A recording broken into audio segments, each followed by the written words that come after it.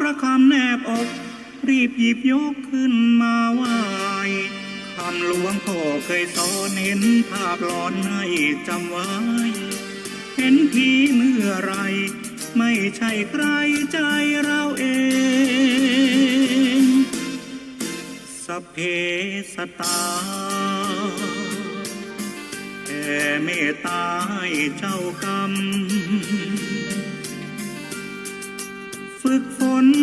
พระธรรมแม้ชีวายไม่ยอมเกรงมันเพียรภาวนาเพราะวินัยครัดเคร่งให้ตัวเราเองผ่านพ้นเวรกรรม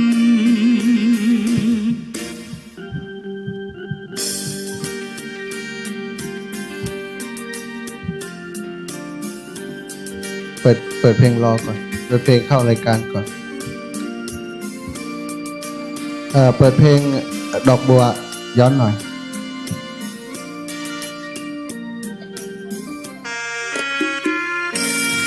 ครูบ่เข้าเพลงดอกบัวไม่เข้าครูบ่เข้าครูเพิ่นห่มเพลงดอกบัว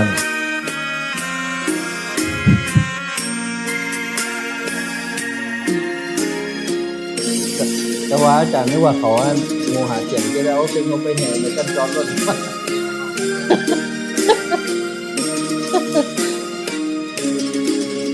ทีมเปิดเพลงออกลำโพงเลยสิ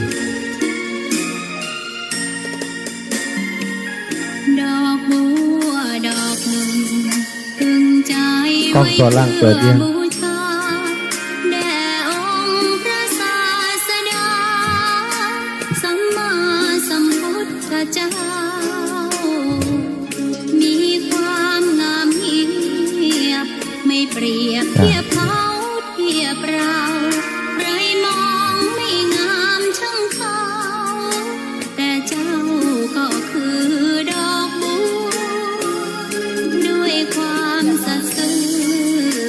ยึดถือความดีเป็นหลักใครรักไม่รักก็ไม่จมปลักมองมัวเมื่อโผล่พ้นน้ำก็เห็นความงามในตัวไม่ยึดติดในตมชั่วขอเป็นดอกบัวดอกดีใครไม่มองว่าบัวงามเด่น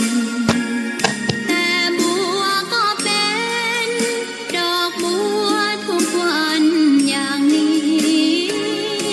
ไม่อยากเด่นดัง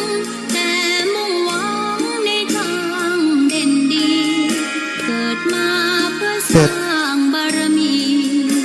ถวายชีพนี้บูชาเทศโล1 2 3ดอกน้อยเฝ้าคอยคนที่ใจบุญมาอบเอื้อเกื้อกูลรู้ค่าของบุญเก็บบัวขึ้นมาเพื่อสร้างความดี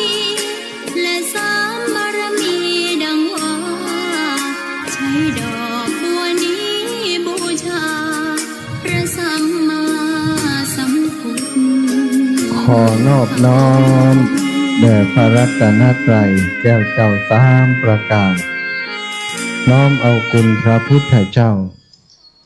คุณพระธรรมเจ้าคุณพระสังฆเจ้าคุณพระอรหันตเจ้า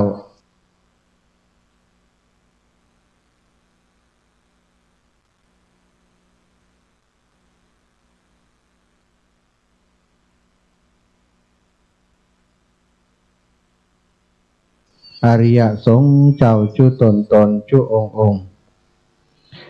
ได้เมตตาแผ่ปรมีมาเป็นนวโลกุตรธรรมกล่าวเกษาปกห่มรักษาครูบาอาจารย์พระมหาเถระ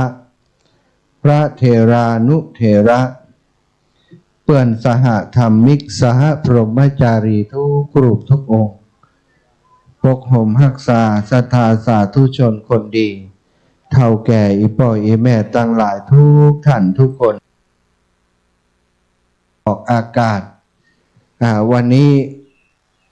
ออกอากาศจากวัดประตางเจริญอำเภอ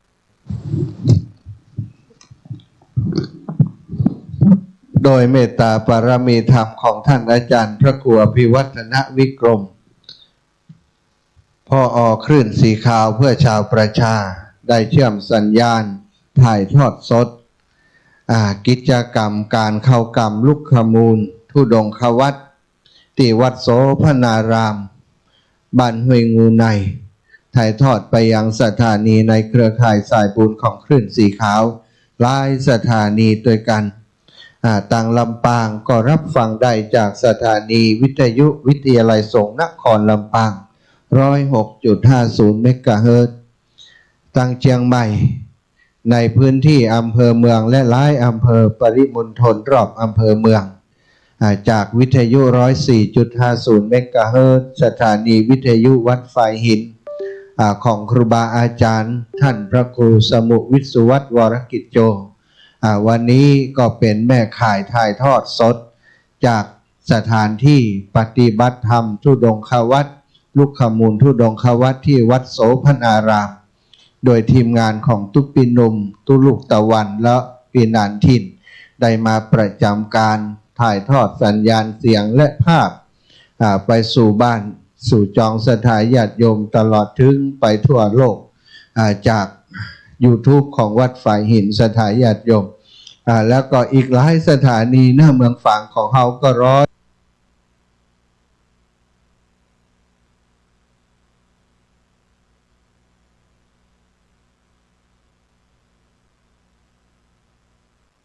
เมกะเฮิรตซ์สถานีวิทยุเพื่อการศึกษาศาสนาวัฒนธรรมคณะสงฆ์อำเภอฝางจังหวัดเชียงใหม่เป็นสถานีที่ถ่ายทอดเสียงในพื้นที่ส่งไปในพื้นที่ของอำเภอชัยประการอำเภอแม่อายและอำเภอฝางหลายพื้นที่หลายตำบลรับฟังอยู่ในขณะนี้ศรัทธาญาติโยมตั้งหลายกิจกรรมงานบุญงานกุศลของเครือข่ายสายบุญคลื่นสีขาวก็มีตลอดปีเนอะศรัทธามีตลอดปีซึ่งส่วนใหญ่ก็จะเป็นงานของครูบาอาจารย์พ่องงานของศรัทธาญาติโยมเครือข่ายสายบุญของคลื่นสีขาวพ่องในครั้งนี้ก็ถือว่าเป็นงานของครูบาอาจารย์และญาติโยมเครือข่ายคลื่นสีขาวของอำเภอฝางจังหวัดเชียงใหม่โดยเมตตาบารมีของหลวงพ่อท่านพระครูสุจิตานุรักษ์ด็อกเตอร์ครูบายี่แก้วที่ศรัทธาญาติโยมส่วนใหญ่รู้จักกันทั้งในประเทศไทยและต่างประเทศหลวงพ่อเจ้าก็อุปถัมภ์โครงการนี้โครงการนี้มีวัตถุประสงค์ในการปฏิบัติธรรมของเครือข่ายสายบุญของคลื่นสีขาวทั้งครูบาอาจารย์และฆราวาสญาติโยมโดยมีการปฏิบัติธรรมหลายพื้นที่ด้วยกันนี้ที่อำเภอฝางมาร่วมงานกับครูบาอาจารย์คณะสงฆ์อำเภอฝางโดยเมตตาของหลวงพ่อท่านพระครูสุจิตานุรักษ์ท่านอาจารย์พระครูท่านพระครูศรีซึ่งเป็นสมภารเจ้าอาวาสของวัดโสพนารามเนาะซึ่งก็เป็นสมภารเจ้าอาวาสที่ท่านอาจารย์มีความตั้งอกตั้งใจในการพัฒนาวัดวาอารามหลายด้านด้วยกันโดยเฉพาะด้านของธรรมชาติสิ่งแวดล้อมทำมาเป็นเวลาเนิ่นนานการสร้างศาลาโบสถ์วิหารอะไรอย่างต่างๆท่านอาจารย์ว่าสร้างแล้วไปเยอะแล้วสร้างตังวัตถุนักก็มาสร้างตังต้นไม้เนาะปลูกต้นไม้เพื่อเป็นปอดของแผ่นดินเป็นลมหายใจของแผ่นดินพี่น้องชาวบ้านได้อาศัยเป็นที่พักพิงยามฮ้อนนะยามเหนื่อยยามล้าเข้ามาในวัดนั่งปืนต้นไม้ก็มีความสุขใจแต่ว่าพอไปพอมาพระธาตุเจดีย์ของวัดโสพนารามของเฮาซึ่งสร้างมาเมินนานแล้วสถาบูรณะมาหลายรอบแล้วเหมือนกันหนึ่งในนั้นครูบาเจ้านักบุญแห่งล้านนา ครูบาเจ้าศรีวิจัยก็ได้มีเมตตามานั่งนักบูรณะปฏิสังขรณ์ไปครั้งหนึ่งก็ยังว่าศรัทธาญาติโยมวัสดุอุปกรณ์ในการก่อสร้างต่างๆบอกว่าจะเป็นอะไรอย่างเนาะอิฐหินดินปูนดินทรายต่างๆเล็กนะก็มันก็มีอายุการใช้งานนะเปิ้นก็มีอายุการใช้งานของเปิ้น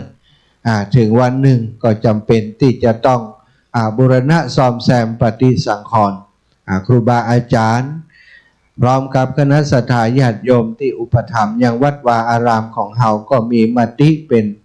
เอกฉันท์หันชอบที่จะให้มีการบูรณะปฏิสังขรณ์ก่อนที่พระธาตุเจดีย์ของเฮาจะลุจะโลเพราะว่าดูสภาพแล้วเนาะศรัทธาก็แตกหลายจุดอยู่มีต้นไม้ขึ้นไปอยู่หลายจุดอยู่ไปออกหักออกงอกอยู่ตั้งบน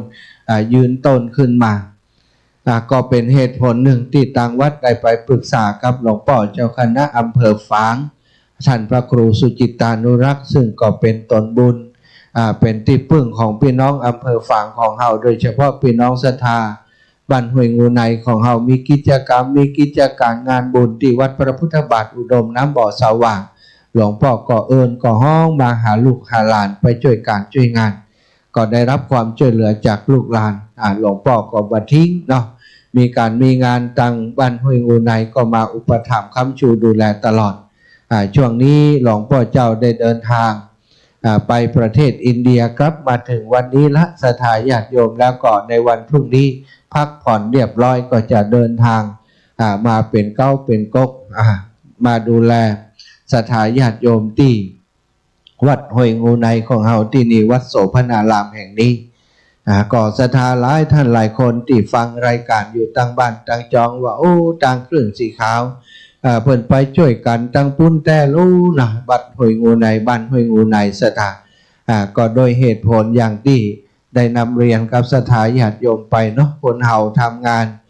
บ่มีไผที่จะทำงานอยู่ฝ่ายเดียวอยู่คนเดียวและประสบความสำเร็จได้พระสงฆ์องค์สังฆเจ้าจะพัฒนาวัดวาอารามก็ต้องอาศัยทายกทายิกาศรัทธาญาติโยมได้มาอุปถัมภ์ค้ำชูดูแลถ้าศรัทธาญาติโยมมีการมีงานก็ต้องอาศัยพระสงฆ์องค์สังฆเจ้าไปเป็นเนื้อนาบุญอุดหนุนศรัทธาญาติโยมก็พึ่งกันไปพึ่งกันมาอย่างนี้เนาะอย่างต่างคณะศรัทธาบ้านห้วยงูในนี่ศรัทธาอีปล่อยแม่ทั้งหลายก็จะได้ยินตลอดโอ้เปิ่นไปออกโฮงตานตีหันตีนี่นะวัดบรรพตสถิตนี่ถ้าจำบ่ผิดก็4 ครั้งไปแล้วเนาะที่คุณโยม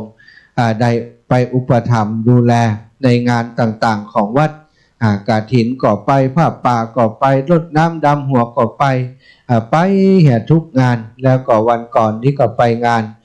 ปอยหลวงที่วัดบรรพตสถิตที่เดือนที่ผ่านมาปุ้นศรัทธาก็ไปออกโฮงตานโดยเอาโฮงตานไปช่วยเฮาก็หันน้ำใจของโยมญาติโยมทางบ้านห้วยงูในของเฮาพ่องบ่ได้ไปก็ฝากปัจจัยฝากซองไปพ่องบ่ได้ไปก็โอนปัจจัยไปเป็นอย่างนี้ตลอดครูบาอาจารย์ทุกรูปทุกองค์ที่จัดรายการทางวิทยุต่างก็รู้ดีว่าน้ำจิตน้ำใจของพี่น้องคณะศรัทธาครูบาอาจารย์วัดห้วยงูในนั้นมีต่อคลื่นสีขาวอย่างใดก็เลยเป็นเหตุที่ทำให้คณะครูบาอาจารย์พระนักจัดรายการคลื่นสีขาวของเฮาหลวงปู่พระครูปฏิภาณธรรมทินหลวงปู่ใหญ่ที่ปรึกษาพระสงฆ์นักจัดรายการผู้รักผู้ใหญ่ของครอบครัวคลื่นสีขาวก็ได้เดินมีสมณะเมตตาเดินทางมาดูแลบริหารจัดการมาเป็นที่ปรึกษา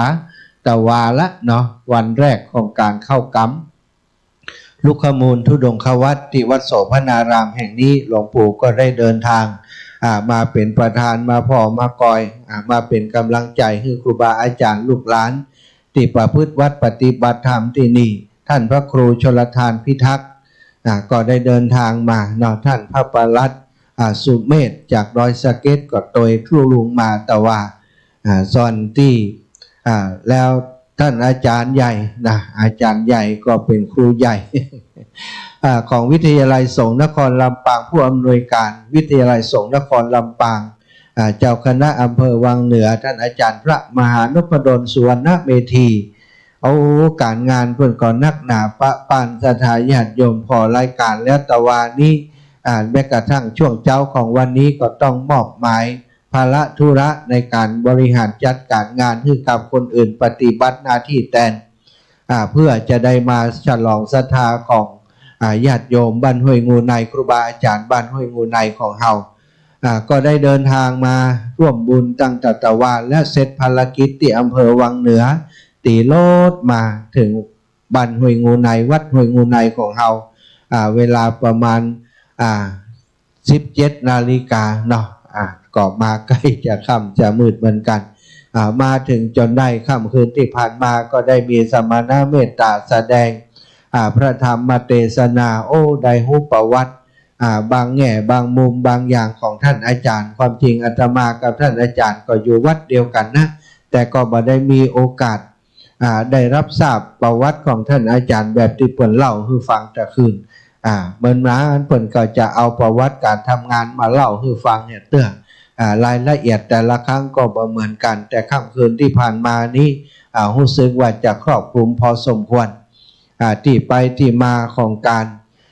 มาเป็นเจ้าคณะอำเภอวังเหนือมาเป็นเจ้าสมภารเจ้าวาดวัดบรรพตสถิตและก็มาเป็นผู้อำนวยการวิทยาลัยสงฆ์นครลำปางมีส่วนเกี่ยวข้องมีส่วนเกี่ยวพันกับคลื่นสีขาวได้รับการอุปถัมภ์จากศรัทธาญาติโยมพี่น้องบ้านห้วยงูในหันในน้ำจิตน้ำใจเลยได้เดินทางมาร่วมเนาะท่านอาจารย์พระมหานพดลสุวรรณเมธี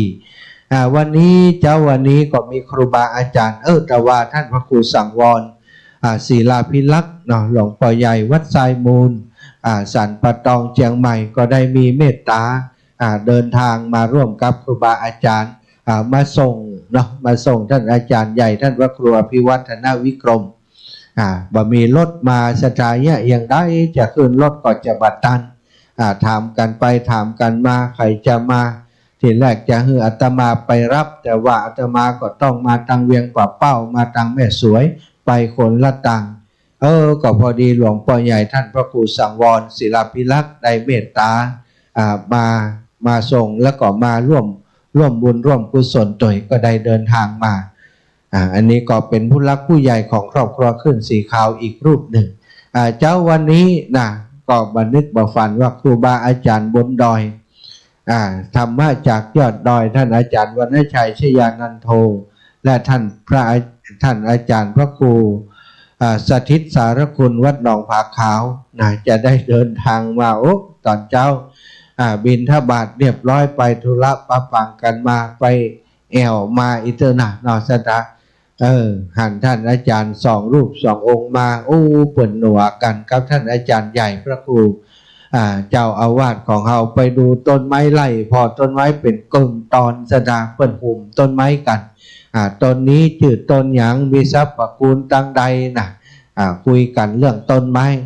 ฉันเพลแล้วบ่แล้วใจไปพอวัดร้างไปพอต้นไม้ที่หลวงพ่อท่านพระครูเปิ่นปลูกไว้แหม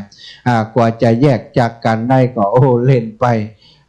2-3 โมงตะกี้นี่เพิ่งกลับไปสถานก็มาอยู่เป็นฮื้อกำลังใจถือว่ามาฮื้อกำลังใจ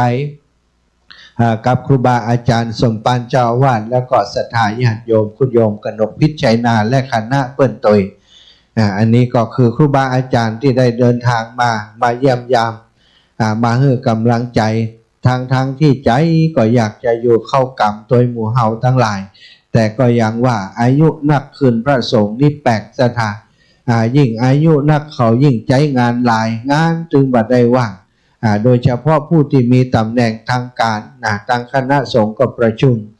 อย่างท่านอาจารย์พระครูอภิวัฒนวิกรมวันนี้ที่บัดได้เข้ารายการก็ต้องไปประชุมคณะสงฆ์จังหวัดเชียงใหม่ที่ในพื้นที่อำเภอดอยหล่อก็มีการประชุมหลายเรื่องหลายวาระสถาญาติโยมอันนี้ก็คืองานของแต่ละรูปละองค์ก็นักหนาปาป้านอย่างท่านอาจารย์วรรณชัยก็ดีท่านอาจารย์พระครูสถิตสารคุณก็ดีถ้าถึงว่างานกิจงานการงานต่างๆจะไปถึงวันนี่ก็วัน 2-3 งานนี่ก็คือยิ่งบารมีนัก ศรัทธาญาติโยมก็ต้องการเนาะเหมือนกับคนที่ผ่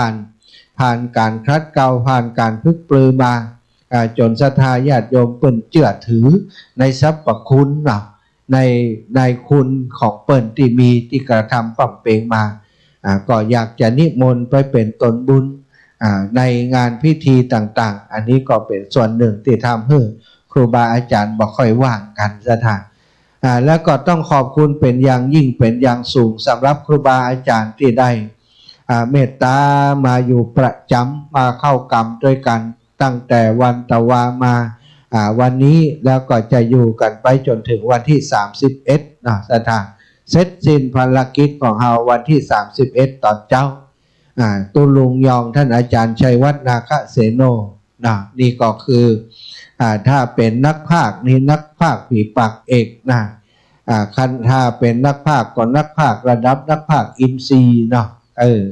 นักพากย์ดังถ้าพากย์มวยก็ต้องเป็นสมิงขาวก้ายเนาะเพราะว่าตุลุงนี่มีเปิดห้องว่ามีวาทศิลป์มีลูกเล่นที่เล่นที่จริงแล้วก็อยู่ในกรอบของการสนทนาของการเป็นโฆษกที่ดีบางครั้งบางทีก็หยอกกับศรัทธาญาติโยมเพื่อจะย้อมจิตย้อมใจคือศรัทธาญาติโยมได้ผ่อนคลายได้ทำบุญอย่างมีความสุขเนาะงานเข้ากรรมงานใหญ่ๆของตังอำเภอดอยหล่อก็ดีป่าซังก็ดีบ้านโฮงเนาะแถวสันป่าตองอย่างต่างๆบริเวณจอมตองอย่างนี้นะถ้าเปิ้นมีกิจกรรมต่างๆก็ต้องมาขอตุลุงไปช่วยอันนี้จริงๆแล้วก็มีงานอื่นอยู่เหมือนกันแต่ตุลุงจำเป็นต้องเลือกก็คือคนเฮาก็ต้องมีเนาะศรัทธาถ้าไปเจอทางสองแพร่งก็ต้องเลือกว่าจะเดินไปทางใดมันมีน้ำหนักนักกว่ากันก็ต้องทางนั้นเนาะทางนี้ก็ถือว่าเป็นทางที่ตุลุงหันชอบหันควรว่าต้องมาช่วยคุณโยมเปิ้นมาย้อมจิตย้อมใจกันและกันมีงานตั้งดอยหล่อตั้งของหมู่เฮาตั้งหลายญาติโยมก็ไปคือกำลังใจเฮาตลอดทิ้งกันบ่ได้ละกันบ่ได้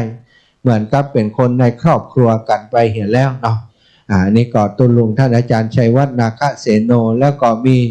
อีกรูปหนึ่งนี่ลักมาก่อนเปิ่นก่อนตานเนอะศรัทธาไปตีพออันหูบได้ปฏิทินยังมีตุลุงอยู่ตะใดวะตุลุงเล็กนี่ความจริงเป็นผู้รักผู้ใหญ่เป็นพระสงฆ์ที่มีเมตตานะศรัทธามีคนว่าเป็นผีบ้าแล้วหลายรอบแล้วนะ ความจริงตุลุงหน้าอย่างผีบ้าได้แต่ใจบ่ใจสมองบ่ใจที่เขาว่าตุลุงเป็นผีบ้าเพราะอย่างตุลุงเล่าให้ฟังว่าขายตี้ขายให้ขายสวนขายนาเอาไปปั้นพระเจ้าเปิ้นหันว่าทรัพย์สินหมู่นั้นมันบ่ได้ติดตัวเปิ้นไปมันจะเป็นประเด็นให้เกิดปัญหาเวลาเปิ้นมาอยู่เนี่ยใดให้มันเกิดประโยชน์กับพ่อกับแม่กับเจ้าของที่บ่ใจตัวของเปิ้นได้สร้างได้ทำไว้เอาไปขายเหี้ยเอามาสร้างสิ่งที่เป็นประโยชน์กับพระพุทธศาสนาถวายไว้ในพระพุทธศาสนาคนทั้งหลายคนทั้งโลกสถานที่คิดว่าทรัพย์สินสำคัญกว่าสิ่งกว่าบุญกว่ากุศลก็กึดอย่างที่เขาว่าตุลุงนะแต่อย่างหมู่เฮาทั้งหลายที่หุ้มทำบุญเนี่ยก็มีหลายคนหลายท่านบางคนขายที่ไร่ที่นามาสร้างศาสนสถานสร้างวัดสร้างวาบูรณะปฏิสังขรณ์วัดวาอารามเปิ้นก็หันประโยชน์ในเรื่องบุญเรื่องกุศลคนเฮาตายไปแล้วเผาไปแล้วบ่มีอย่างสักอย่างแล้วสิ่งที่ยังมีอยู่ก็คือบุญคือกุศลเท่านั้นตุลุงเปิ้นหันประโยชน์ตรงนั้นก็ทำแล้วก็แปลกใจว่าตุลุงมาได้ใดนี่เนาะถามไปถามมาวันนั้นปรากฏว่าเอาหม้อยาไปต้มที่งานของตุลุงท่านพระครูชลทานพิทักษ์วัดแม่ห้องไคล้ก็ไปเจอกับคุณโยมเปิ้นคุณโยมไปหันก็เลยได้ประสานขอเมตตาตุลุงไปแอวบ้านห้วยงูในพวกอาตมาก็จวนเพิ่นอยู่เหมือนกันที่แรกเพิ่นก็จะใดนี่หาอีหรอบ่ค่อยไปทางใดบ่เดียวห่วงอย่างตุลุงลูกก็มีกะอีหรอมีลูกโดยการแต่เป็นว่ามีน้องหมาน้องแมวอยู่ที่วัดอดว่าสถานต้องนุ่งข้าวเป่าไฟต้องหุงข้าวคือเปิ้นนี่สถาเฮย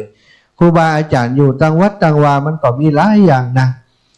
หลายคนก็ว่าทำไมวัดจะต้องมีหมามีแมวอะไรอย่างต่างๆบางครั้งบางทีมันก็บอกมาได้เนาะซัดเข้ามาขออยู่ตัวนี้สถาญาติโยมเป็นบุญของเขาบุญของเขาเคยได้อยู่เคยจะอุปถัมภ์ค้ำจูดูแลขันมันก็ต้องมาอย่างอาตมานี่ไปตัวคนเดียวไปอยู่วัดบรรพตสถิตวันเดียวนี่มีลูกน้องเป็นชาวนะลูกน้องก็4 ขาหมดสถานบิณฑบาตวันใดพออาหารบัดได้เกิงเปนี่ลูกน้องนี่หิวกันต้องหุงข้าวคือเหมือนกันเปิ่นมาอาศัยใบบุญก็ทำบุญโดยเปิ่นเฮาบอกฮู้เนาะว่าจัดก่อนจัดใดเปิ่นทำบุญไว้กับเฮากาได้อุปถัมภ์ค้ำจูดูแลกันกาเป็นญาติพี่น้องเฮากาเป็นที่เกี่ยวข้องเฮากาถึงได้มีบุญต่อกันได้มาพบมาปะกันอาจจะมาอยู่ในเพศภาวะเดียวกันเนาะต่างสปีชีส์กันต่างอันนี้กันอันเฮาเป็นคนเปิ้นเป็นสัตว์แต่มันก็สัมผัสถึงบุญของเขาได้อาตมานี่กับตู่เจ้าพระนายที่อยู่ที่วัดว่าหมาตัวใดมันมีบุญมันเป็นหมาจรจัดอยู่ต่างนอกถ้ามันมีบุญมันเข้ามาในวัดใดก็ปล่อยมันเถอะจะไปบุกไปตีมันเขาบอกฮู้มันจะเป็นอย่างใดเนาะอยู่ต่างนอกมันลำบากถ้ามันมาอยู่ตัวก่อนเลี้ยงมันบุญไผ่บุญมันแต่ส่วนใหญ่มาบอกค่อยหลอดหมาในวัดก็ไล่เหิบมันก็หนีไปเนาะศรัทธาญาติโยมทั้งหลายอันนี้พระสงฆ์องค์สังฆเจ้าตุลุงเล็กเอายามาเนื้อยาตุลุงนี่รับรองบอกมีมดเนื้อศรัทธาเป็นไตจัดใหญ่นะต้มแล้วต้มแหมใส่ใหม่เข้าไปแหมหั่นตุลุงนี่บ่ใจต้มแล้วก็บ่นี่นะต้มโดยจิตโดยนั่งอยู่แต่มันหม้อต้มยาตัวเก่าหั่นเนาะนะความจริงเปิ้นเป็นคนที่มีปัญหาเรื่องสุขภาพมากมายเหมือนกันตุลุงแต่ว่าเป็นอาศัยความที่เป็นหมอยาก็ต่อชีวิตเปิ้นช่วยชีวิตคนอื่นก็เป็นการช่วยชีวิตของตัวเองเป็นตัวเปิ้นบอกว่าที่เปิ้นทำยาทำอย่างเพราะว่ามีความปรารถนาอยากให้คนอื่นมีสุขภาพพรรณนามัยที่ดีเป็นโรคภัยไข้เจ็บเสียเงินเสียทองไปรักษาบางเตือยาพื้นบ้านพื้นเมืองของเราเนี่ยเป็นยารักษาจัดดีแต่ว่าทางองค์การเภสัชกาอย่างกานี่ก็ยังว่าในสถาบันเดียวนี้ธุรกิจเรื่องของเวชภัณฑ์มันมีมูลค่าสูงเปิ่นก็ว่ายาไทยนี่มันบดีผลข้างเคียงอย่างโน้นอย่างนี้นะแต่ถามว่ายาที่เปิ่นยาของฝรั่งนี่มีผลข้างเคียงก่อนเจ็บท้องเจ็บหัวกินยาก็มาเจ็บท้องกินยาก็ต้องรักษาวนไปเวียนมาสถานแต่ยาสมุนไพรบางอย่างนี่รักษาขาดเลยแล้วก็บ่มีผลข้างเคียงตุลุงเปิ้นก็เป็นหมอยาแล้วก็สถานจะหันว่าเปิ้นเอายาเอาอย่างมาให้ปู่จาตัวไผจะปู่จาก็ใส่หยอดตู้หยอดอย่างให้เปิ้นเป็นกายุกกายาไปส่วนใหญ่ก็คือบอกค่อยได้อย่างคนก็ยิบไปเอาบ่ได้ยาเปิ้นก็บ่ได้ว่าอย่างนะตุลุงเพราะเปิ้นถือว่าได้ทำบุญถ้าทำบุญได้ต่อบุญด้วยกันแหมก็เป็นการดีถ้ามันบ่มีก็ซ้อมีสตังก็ทำยาทำอย่างอยู่บ่มีเวลาว่างตุลุงเล็กเนี่ยมีเวลาก็ไปซ้อยุกซ้อยาคนที่จะมีไปซ้อยุยาใดก็ต้องเป็นหมอยาสถาญาติโยมยาบางอย่างบางตัวเก็บเวลาใดเก็บตอนใดก็สำคัญบางช่วงก็เป็นพิษบางช่วงก็เป็นยาเพิ่นว่าต้องเก็บถูกเวลาเก็บถูกชนิดบางเตื้อใบเหมือนกันแต่ต้นบ่ใจต้นใจใบบ่ใจก็ต้องฮู้เนาะนี่คือตุลุงเล็กเนาะและท่านอื่นๆก็มีหลายรูปหลายองค์พระสงฆ์ในตำบลสันทรายของเฮานี่หลายวัดหลายวาวันนี้ก็จะมาเพิ่มแหมนี่นะแล้วก็ของท่านอาจารย์วันใหม่พระอาจารย์ชื่อเก่าธนัชชาชื่อใหม่นี่จำมาได้ตั้งเดียวสถานเท่าแล้วจำมาใครได้ท่านอาจารย์วันใหม่วัดพรหมมงคลท่าล้ออันนี้ก็ซึ้งน้ำใจคุณโยมตั้งแต่เปิ่นเป็นสมภารเจ้าอาวาสวัดมณฑาทิพย์นะคุณโยมก็ไปบ่ฮู้กี่รอบนะไปร่วมบุญกับท่านอาจารย์วันใหม่ตอนเป็นสมภารเจ้าอาวาสดูแลวัดเหล่ามณฑาทิพย์ไปวัดพรหมมงคลท่าล้อก็ตีตามไปดูแลกันอยู่ท่านอาจารย์วันใหม่นี่ก็อยู่ยาวไปจนถึงวันที่31แต่วันพรุ่งนี้ตอนเช้านี่จะเดินทางไปกับอาตมาไปร่วมงานกับครอบครัวครูบาอาจารย์คลื่นสีขาวซึ่งจะไป ปอยหลวงของหลวงพ่อพระครูอุดมสิริทัตน์ที่วัดศรีภูมิมาบ้านท่าสมปอยอำเภอเมืองจังหวัดลำปางที่จะมีปอยหลวงยกจ่อฟ้าเอกที่วิหารหลวงอุโบสถของวัดศรีภูมิมาก็จะเดินทางด้วยกันคงประมาณสักตี 5ที่แรกว่าจะสวดมนต์แล้วถ้าสวดมนต์เสร็จแล้วนี่ก็ประมาณ6 โมงก็กว่าจะมีปัญหาระหว่างการเดินทางจะเร่งความเร็วถ้าเวลาน้อยก็ต้องหีบนะสถานหีบนี่ก็อันตรายหนทางเนาะจากกลางฝางไปถึงแม่สวยนี่ก็เกณฑ์เกือบจะชั่วโมงเหมือนกันถ้าสบายก็1 ชั่วโมงจากแม่สวยไปจนถึงวังเหนือเข้าลำปางก็ประมาณ2 ชั่วโมง2-3 ชั่วโมงสถานก็จะถึงในเมืองก็ถ้าไปสายก็อาจจะบัดตันพรุ่งนี้ก็เลยว่าอาจจะออกสักตี 5มาได้สวดมนต์โดยครูบาอาจารย์เพื่อนสักกรรมแต่ก็คงมาเป็นอย่างเพราะนอนปฏิบัติธรรมกันอยู่นี่ถึงตี 5แล้วเนาะจะมีอาตมาภาพแล้วก็ตุลุงท่านอาจารย์ชัยวัฒน์นาคเสโนตุลุงยองท่านอาจารย์วันใหม่ท่านอาจารย์วรยาโนแล้วก็ท่านอาจารย์ถ้าตุปีอ้อยตุปีอ้อยก็จะไปด้วยอันนี้ก็คือตุปีอ้อยนี่ก็เป็นตัวแทนของหลวงปู่พระครูปฏิภาณธรรมทินหลวงปู่ก็ตั้งใจจะมาปฏิบัติธรรมโดยแต่เอาขี้ข้างไปถือใส่อันหาวบันไดสถานไอแห้งกลมได้เดียวนี้นะไอสีจะสำออยสักหน่อยเพราะว่าเจ็บขี้ข้างเอาขี้ข้างไปถูใส่บันไดถ้าจะล้มคนเท่านะถามก็บอกแต่อิ่มนะถ้าจะเต่าเวิ้งใส่บันได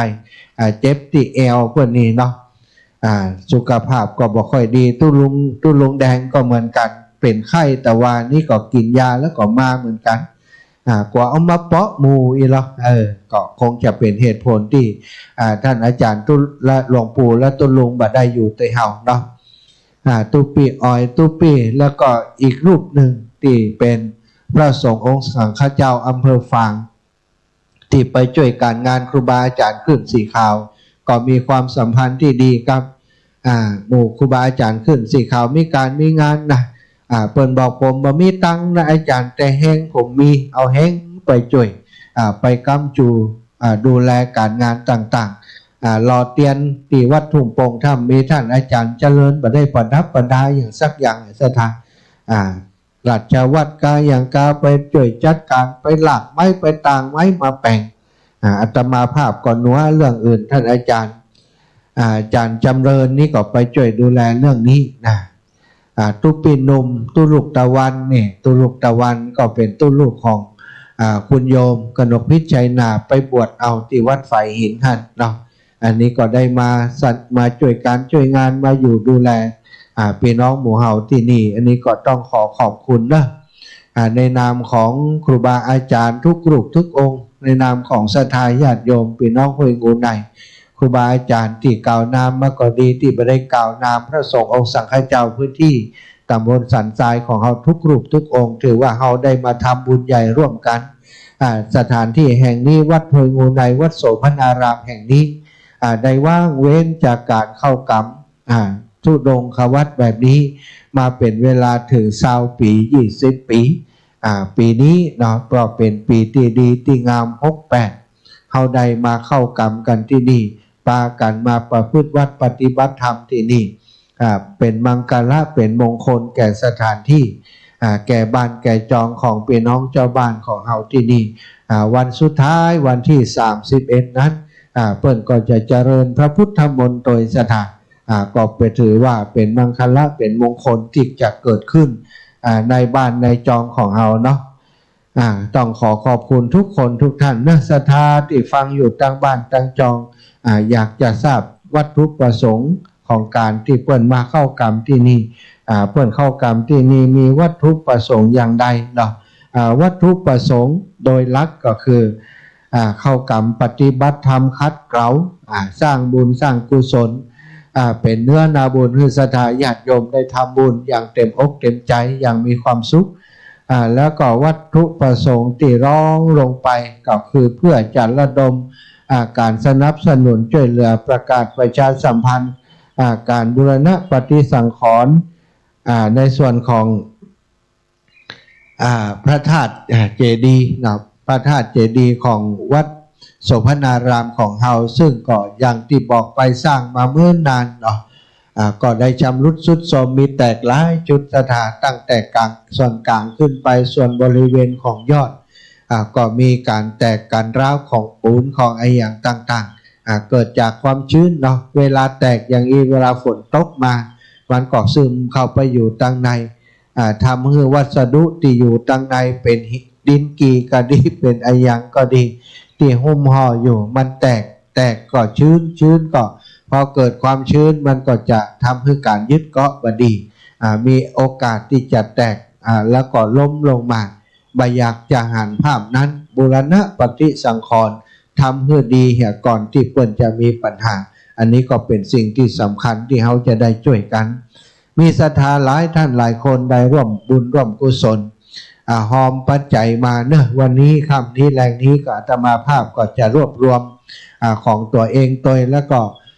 ที่ศรัทธาญาติโยมได้ให้ได้หอมมาโดยนำถวายกับหลวงพ่อเป็นปัจจัยที่จะเป็นทุนในการที่จะบูรณะปฏิสังขรณ์ธาตุเจดีย์ของวัดห้วยงูในวัดโสภณารามของเราต่อไปศรัทธาพี่น้องที่อยู่ต่างบ้านต่างจองโอ้ท่านอาจารย์อีแม่ยังมีจิตมีใจอยากจะห่วงบุญหอมบุญโดยตันก็จะได้ก็จะยังตันอยู่เมื่อยังได้อยู่ตันอยู่ได้อยู่ก็มาห่วงบุญหอมบุญกันได้เลยอาตมาภาพก็จะจดชื่อเสียงเรียงน้ำของศรัทธาญาติโยมไว้ศรัทธาญาติโยมโอ้ศรัทธาเท่าแก่ที่ไหนเพิ่นจะหอมมาก็จะได้ให้หอมไปหื้อเนอะก็ต้องขอบคุณล่วงหน้าไว้ก็แล้วกันสำหรับศรัทธาญาติโยมทุกคนทุกท่านที่ได้ร่วมบุญมาก่อนแล้วก็ได้ฟังรายการวันนี้มีจิตใจที่อยากจะร่วมบุญหอมบุญโดยก็เวลาเปิดสายนะก็โทรมาได้นะโทรมาหน้าไมค์นี่ก็ได้อาตมาภาพกับตุลุงจะแบ่งกันคนละเกิง เกิงต่อไป16 นาฬิกาถึง17 นาฬิกาก่อนจะเมตตาตุลุงเล็กนะตุลุงเล็กนี่เปิ่นเทศทำพื้นเมืองอ้วนนะศรัทธาแต่เจ้าตุลุงเปิ่นรักฟังว่าปตโรนี่นักเทศดังเลยนะท่านมหาว่าก็เดี๋ยวผมจะเอาเป็นมวยในค่ายจะส่งเข้าประกวดนะ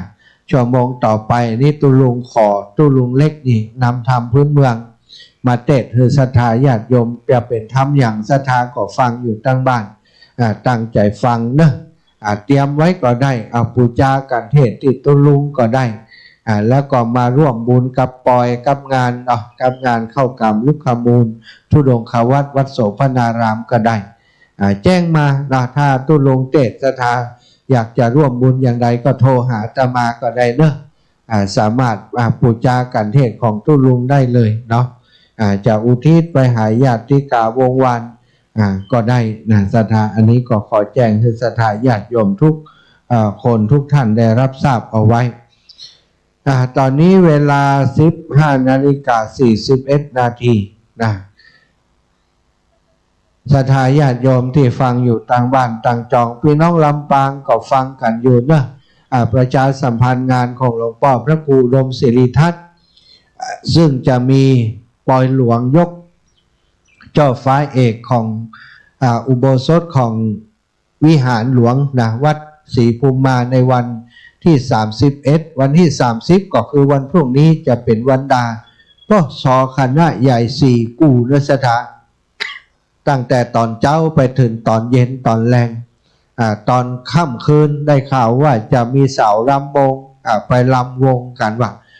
งานปอยหลวงส่วนใหญ่เพิ่นก็สนุกสนานกันแบบนี้มีลำวงมีดนตรีอย่างเนาะทั้งหมดทั้งมวลก็เพื่อจะฉลองอบรมสมโภช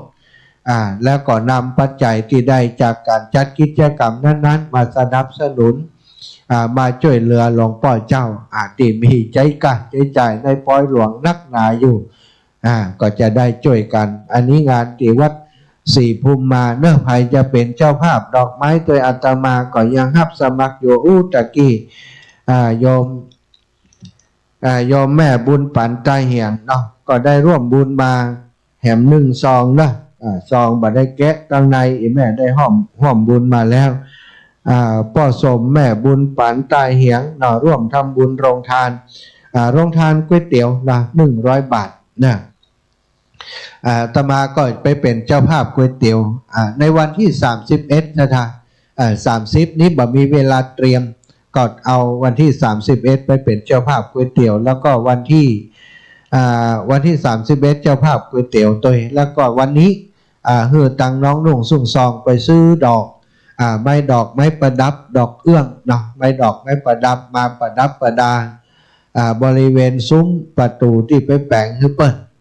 คือเขาไปจัดซุ้มแต่งซุ้มอยู่คงจะเสร็จในวันนี้เนาะเพราะวันพรุ่งนี้นั้นเป็นวันงานแล้ววันพรุ่งนี้วันที่30ก็เป็นวันงานแล้ว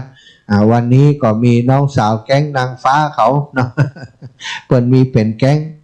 งเด็กแว้นที่ทำสิ่งบดีอันนี้แก๊งนางฟ้าชอบไปประดับประดาวัดวาอารามมีกลิ่นมีตาลมีการมีงานนำโดยคุณโยมน้องอนิตราพรหมมินทร์ก็ได้เอาดอกไม้ไปประดับประดาซุ้มต่างๆสถานที่ที่จัดกิจกรรมงานบุญงานกุศลที่วัดศรีภูมิมาเนอะศรัทธาไปพอเนอะซุ้มที่อาตมาภาพแปลงไปให้หลวงพ่องามก็เหมือนงามอย่างไรไปพอแต่ว่าบ่แปลงขายนะศรัทธาแปลงตาลอย่างเดียวเนอะ อาจารย์แปลงให้แม่จิมจะเอาไปติดบ้านนะจบข่าวเนาะบ่ได้แปลงขายแปลงตาลเอาไปตาลเป็นพุทธปูจาคุณครูบาอาจารย์อัจฉริยะปูจาเนาะไปถวายหลวงพ่อวันนี้ก็ตกแต่งประดับประดายังบหันภาพที่เปิ้นใส่ดอกใส่ดวงเรียบร้อยเป็นอย่างใดยังบ่ทราบเตื้อแต่ว่าหันแล้วว่าเอาดอกไม้ไปเตรียมไปตำแล้วเนาะก็เจริญปอนสถายครูบาถวายความเคารพเนาะนมัสการเรียนครูบาอาจารย์ทุกรูปทุกองค์มีสมณะเมตตาไปร่วมการร่วมงานร่วมกินร่วมทานกับครูบาอาจารย์ท่านพระครูอุดมศิริทัศน์เจริญพรกับศรัทธาสาธุชนคนดีทุกคนทุกท่านไปร่วมกินร่วมทานกับหลวงพ่อใหญ่ของเฮาเนาะไปย้อมจิตย้อมใจไปเติมบุญเติมกุศลของหมู่เฮาในงานปล่อยหลวงวัดศรีภูมิมาวันที่30-31เนอะวันที่7ที่8ก็ปูนสดไปที่วิทยาลัยสงฆ์นครลำปางตั้งธรรมหลวงวิทยาลัยสงฆ์นครลำปางวันที่9นี้เจิญศพของหลวงปู่พระราชจินดานายกที่ปรึกษาเจ้าคณะจังหวัดลำปางขึ้นสู่วิหารวัดพระเจดีย์เสาหลังวันที่10ก็เจิญขึ้นจากวิหารก็ขึ้นสู่นกหัสดีลิงที่สำหรับเตรียมไว้สำหรับงานพระราชทานเพลิงศพของหลวงปู่พระราชจินดานายกวัดพระเจดีย์เสาหลังซึ่งจะมีในวันที่16เดือนกุมภาก็เดือนหน้านี้ละสนะก็เป็นการงานที่ขออนุญาตประชาสัมพันธ์แจ้งข่าวสารงานบุญให้พี่น้องครอบครัวคลื่นสีขาวได้รับทราบตัวเนาะเอาแล้วจะเปิดใจนะโทรศัพท์อยู่ตั้งในถิ่นเอาโทรศัพท์เพื่ออาจารย์จิมในถิ่นที่อยู่ตั้งในเอาโทรศัพท์มาให้อาจารย์จิมเนาะ0808841730 เวลา 16 นาฬิกากำเดียวนี้นะหลังจากรับสายศรัทธาญาติโยมสัก 2-3 สายตู้ลุงเล็กนะก็จะเตรียมตัวได้พบปะกับศรัทธาญาติโยมมาเทศธรรมพื้นเมืองแล้วก็มาบรรยายสารธรรมต่างๆคือศรัทธาญาติโยมได้ติดตามรับฟังไปจนถึง17-18 นาฬิกาก็ได้เนอะตัวลุงตอนนี้ต่างวัดฝ่ายหินรับถ่ายทอดสดยาวไปเลยนะตัวลุงเดี๋ยวตัวลุงเล็กเรียบร้อยแล้วตัวลุงยองก็จะได้สลับซับเปลี่ยนเวลาประมาณ6 โมงเป็นต้นไปตัวลุงเล็กตั้งสัก2 ชั่วโมง ตัวลุงเล็กเตรียมน้ำอุ่นไว้เนอะสัก2 ชั่วโมงโยมถิ่นเอาโทรศัพท์ให้อาจารย์ยิมไปไหนเห็นแล้ว0808844173นะเอาชาร์จแบตอยู่ตั้งในไปพอเพื่อก ศรัทธาญาติโยมที่อยู่ตั้งบ้านตั้งจองพี่น้องพี่น้องเมืองฝั่งเด้อแจ้งคือทราบถ้าจะฟังอยู่เนาะโยมแม่บัวพัดกุหลันเด้อเดี๋ยวสกรรมอาตมาออกรายการนี้แล้วจะไปเยี่ยมโยมแม่ไปแอวหาเด้อเจริญปอนแม่กับแก้วสีอินแก้วอาจารย์แม่ค่ะอย่ามาได้ไปหอมเจ้าฟ้าวัดท่านพระครูอุดมแม่ตัวเนเจ้าแม่กับแก้วเจ้าฟ้าแล้เจ้าฟ้า100แล้วก็วัดของคุณกนกคิดนี่เป็นนี่กันเป็นร้อยเป็น200อยู่หอมไม่หลายร้อยไปเจนนะเจ้าจำเป็นอย่างแม่คืนแม่ฟังเปิ่นทอดละฮัดม่วนเต้นเนอดีอาจารย์นพดลถ้าใครฟังนี่เสียใจเนอทั้งนั้นน่ะเจ้าแม่ใครพูดเป็นตัวอย่างเป็นเดี๋ยวก็จะเอาไปออกในรายการอาจจะเป็นคืนนี้ถ่ายทอดเอาของอาจารย์ที่จะคืนไปออกฟังเถอะเนาะวันเจ้าวันที่8ยังเป็นปัญหาอยู่ยังสิเบิ่มมาฮับจะได้ไข่เมื่อได้กันบ่มีปัญหาเดี๋ยวก็อู้กันยาวอยู่เนาะหลายวันอยู่เจ้าขอบบุญเจ้าฟ้าคือแม่ตัวเนาะเจ้าสาธุเจ้าพี่น้องเมืองฝั่งก็เดี๋ยวจะไปบ้านแม่บัวพัดก่อนเนอะถ้าตันก็จะไปหาโยมแม่โดยโยมแม่จงดีเตยเนอะจะมาวันนี้แหละเพราะว่าวันพุธเจ้าจะเดินทางแล้วหวังว่าจะตันอยู่เนาะไปหันหน่อยนี่หน่อยสักกำแม่ก็คือว่าจะมาถึงเมื่อใดอ่ะก็มาไปวันนี้ถ้าไปก็เดี๋ยวจะไปบ้านแม่บัวพัดก่อนต้นสร้างก่อนเด้อสาวสัตว์เดี๋ยวจะไปซ่อมมันวิทยุของแบบบัวพัดถ้ามันดีจุ่มน้ำแล้วสัตว์แม่จันศรีสุขาเจริญพรแม่กาญจนาชัยนรินทร์เจ้ากรรมไว้ตาเจ้าแม่จะร่วมทำบุญที่วัดค่อยงูใน50แหละเข้ากรรมเจ้าแม่กันแล้วก็ตีดอกไม้วัดศรีภูม้าแบบ50รวมบุญเนี่ยเจ้าจดทุกแม่ด้วยเนอะจดดีๆนะจดดีขนาดเขียนจัดงามเนี่ยเหมือนนี้นะ50 บวก 50ตีก๋วยเตี๋ยวนั่นแม่ศรีภูม้านั่นแม่โอนไปหลายวันแล้วนะเรียบร้อยคือเขาไปซื้อเซนครับอันลูกกินเรียบร้อยแล้วเจ้าจดทุกแม่ไว้ด้วยเนอะจดแล้วจดอ่านอ่านตัวก็อ่านแล้ววันนั้นรอบนึงนะวันนี้อ่านแถมรอบกันนี่มันได้ยินต้องแบบมันได้ยินอ่ะนั่นบ่ได้ยินนี่ฮู้กับตัวมันได้ยินน่ะอ่านแล้วว่ารักแซ่บจะได้หมู่มาโอนไปหลายวันแล้ววันนี้อ่านให้ฟังเด้อเจ้าสาธุแม่กาญจนาชัยนรินทร์ห้องสมจิตอินทรวิจิตลมทำบุญห้วยงูล่ะสมจิตอินทรวิจิตนะเรียบร้อยเน้อน้องสมจิตของแม่เรียบร้อยเลยเรียบร้อยแม่เจ้าสาธุ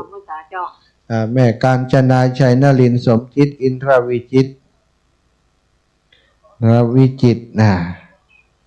แหม100 บาทสาธุเน้อบุญรักษาศรัทธาญาติโยมอีพ่ออีแม่เฒ่าแก่ตั้งหลายอยู่ตั้งบ้านตั้งจอง15:51 นาทีนะสมจิตอินทรจิตบ้านฟ่อนเจ้าอีละดอกไม้500โอนมาแล้วเนาะเจ้าสาธุอีละขอบใจละหลายแม่จันดีเท้ามะนีพี่น้องท่าสีเจ้ามันกระดอกไม่เห็นร้อยดิกระดอกไข่งามเห็นมะก็ไข่งามแม่จันดีคนใดหอมดอกไม้งามเด้อแม่จันดีเท้ามะนีเจ้าแม่จันดีเท้ามะนีดอกไม้100 ดอกสาธุศรัทธาญาติโยมทุกคนทุกท่านเนอะที่ได้ให้หอมมาเวลาจดจื่อแล้วอ่านหั่นก็ถือว่าประกาศไปในหั่นเนาะประกาศไปในตัวหั่นนะบางพ่องก็แบบประกาศรู้นี่นะ ความจริงตอนที่โทรมาหาประกาศไปในนั้นก็ถือว่าประกาศให้ศรัทธาญาติโยมได้รับทราบเปิ้นบอกว่าปุพพเจตนาแรกเริ่มต้นในการที่จะทำ บุญทำกุศลนั้นเป็นเจตนาที่ดีที่งามที่เฮาตั้งไว้แล้วอันนั้นได้บุญตั้งแต่ตั้งใจเนาะสถานบ่ได้หมายความว่าได้บุญตอนที่อาตมาประกาศเนอะเจริญพร0946เจ้าอันพระอาจารย์เจ้าแม่อันวัดที่ว่าเพิ่นมีป้ายน่ะพอนานเพิ่นว่าเพิ่นบ่ฮู้กี่เพิ่นมันอยู่ที่ไหนหั่นวะพอนานเข้าวัดท่าโถกไปเลยวัดท่าโถกฮู้ติก็ไปแม่ไปตังนาป้อนะนาป้อเหนือนาป้อใต้ท่าโถกเข้าแยกวัดท่าโถกนั่นน่ะวัดท่าโถกตรงไปเลยแม่ตรงหลิวไปอย่างเดียวต้องเลี้ยวสักห้ามเลี้ยวสักทีตีลูกบ้านเฮานี่ไปทางใดอ๋อลูกกับบ้านหลวงพ่อเกษมกะนั่นน่ะแม่ก็ว่าอันนั้นไปหลวงพ่อเกษมตรงไปอย่างเดียวนะลูกบ้านเฮาไปตั้งหลวงพ่อเกษมตรงไปจนถึงวัดท่าโถกวัดท่าโถกแล้วก็เลี้ยวขวาไปเลยเจอวัดท่าโถกขั้นป๊อบนี่มันจะมีซอยเลาะวัดท่าโถกนะไปตรงไปจะหันป้ายจะหันตุงวัดศรีภูมิมาเนาะจ้าโยมแม่หายพาบยากเด้อมีหลงกันแล้วกันเจ้าสาธุไปตั้งหลวงพ่อเกษมนี่ล่ะไปตั้งหลวงพ่อเกษมไปจนถึงวัดท่าโถกนะไปจนถึงวัดท่าโถกก่อนเลี้ยวตรงไปตำบลทุ่งฝายไหมตำบลทุ่งฝายเนอะปนานมันว่าบ่ฮู้ตีนเนอะว่ะฮู้ติปนานไปตะแหลวเมียงตัวนี้ถ้าจะได้ถ้าชอบพระผูกกระโทรหาเฮาเนอะโทรหาไอ้นี่แม่ทาเนาะ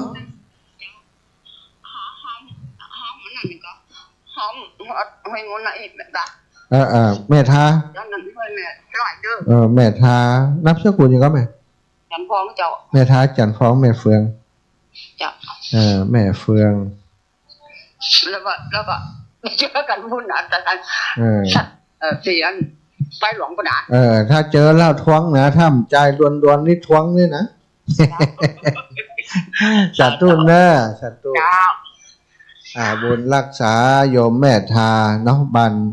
แม่เฟืองเนอะศรัทธาญาติโยมพี่น้องที่อยู่ตั้งบ้านตั้งจองตอนนี้15:55 นาทีแจ้งบอกข่าวพี่น้องทายโยมแม่จงดีเชื่อกันทาฟังอยู่เนี่ยก็เดี๋ยวจะไปแอวหาแต่ว่าตอนนี้จะออกจากนี่ก็จะไปบ้านต้นซ่านก่อนเนาะโยมแม่บัวพัดกุหลันแล้วก็จะเข้าไปบ้านเสาหินนะโยมแม่จงดีเชื่อกันทาแล้วก็จะเข้ามาหาโยมแม่จันศรีสุขาบ้านแจงหัวลินแวะเยี่ยมเยือนสถานญาติโยมถ้ามีเวลาก็จะซดไปสันทรายคลองน้อยบุญเหี่ยกรรมถ้ามีก็ต้องหีบกลับมาสวดมนต์ทำวัดเย็นค่ำนี้คืนนี้ก็จะมีการทำวัดสวดมนต์เย็นถ่ายทอดออกอากาศมาตั้งคลื่นสีขาวของเฮาเนอะทุกพื้นที่ได้รับฟังได้รับทราบปฏิบัติโดยกันแล้วก่อนค่ำคืนวันนี้ก็จะมีพระธรรมเทศนาเวลา20 ทุ่มนะเป็นพระธรรมเทศนาที่ครูบาอาจารย์ว่าค่ำนี้คืนนี้ก็คงจะเป็นครูบาอาจารย์สมปานเจ้าอาวาสที่จะเมตตาแสดงพระธรรมเทศนาในค่ำนี้ศรัทธาที่อยู่ต่างบ้านต่างจองเด้อได้ฟังด้วยกันเนาะก็ถ้ามีเวลาเหลือในช่วงของตอนดึกก็จะได้สรุปงานได้อุจาประชาสัมพันธ์ข่าวสารงานบุญต่างๆนำสารธรรมมาแบ่งปันอุจากับศรัทธาญาติโยม8จังหวัดภาคเหนือ28-29สถานีของเฮาติดตามรับฟังรายการจากครูบาอาจารย์คลื่นสีขาวอยู่เพื่อได้ติดตามรับฟังกันต่อไปนะเอาละศรัทธาตอนนี้15:57 นาทีสำหรับในชั่วโมงแรกนี้อาตมาภาพรับผิดชอบดำเนินรายการ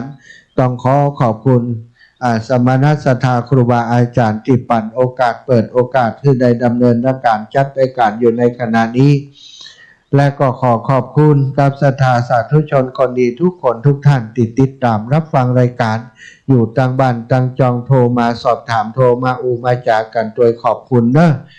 ที่ได้มาเป็นกำลังใจโทรมามาจาโทรมาให้มาหอมหลายท่านหลายคนแม่กาบแก้วแม่กาญจนาโยมน้องสมคิดแม่จันดีแล้วก็แม่ทาจันฟองเนาะบ้าน แม่เฟืองขอขอบคุณเป็นอย่างสูงนะรับฟังเพลงในรายการของเฮาหนึ่งเพลงจากนั้นพบกับตู้หลวงเล็กเนื้อสถาน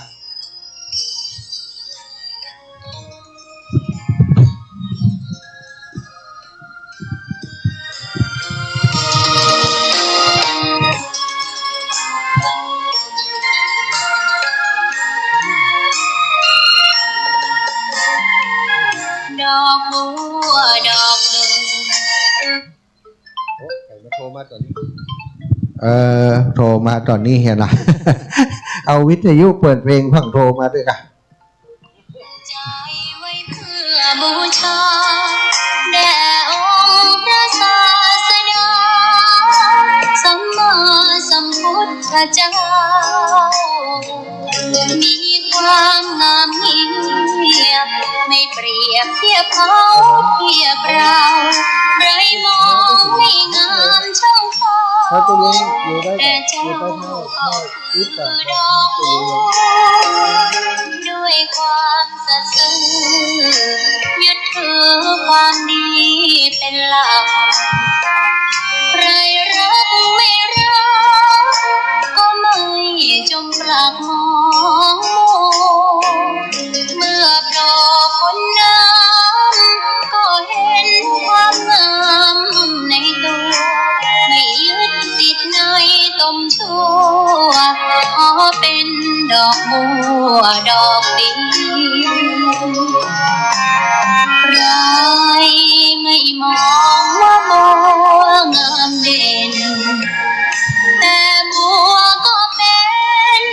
ดอกบัวทุกวันอย่างนี้ไม่อยากเด่นดังแต่มุ่งหวังในทางเด่นดีเกิดมาเพื่อสร้างบารมี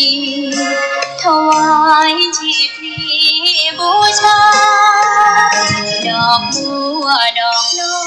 ยเฝ้าคอยคนที่ใจบุญมาออกเอื้อเกื้อกูลรู้ค่าของบุญเก็บบัวขึ้นมาเพื่อสร้างความดีและสร้างบารมีดังว่าใช้ดอกบัวนี้บูชาพระสัมมาสัมพุทธ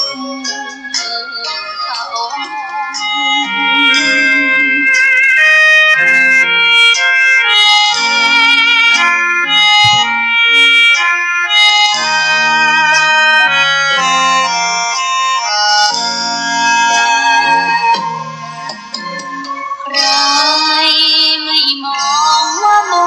วงามเด่นแต่บัวก็เป็นดอกบัวทุกวันอย่างนี้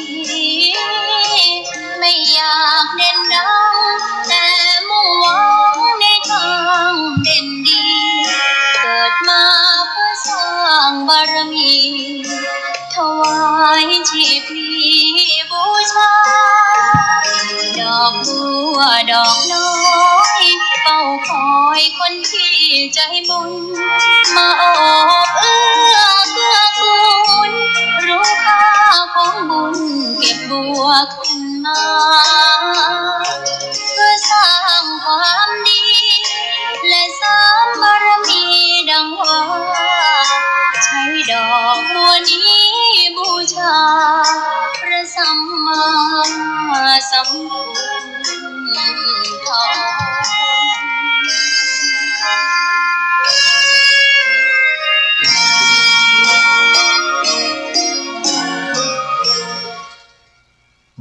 หลังจากฟังเพลงจำไม่ได้ถูกไม่ได้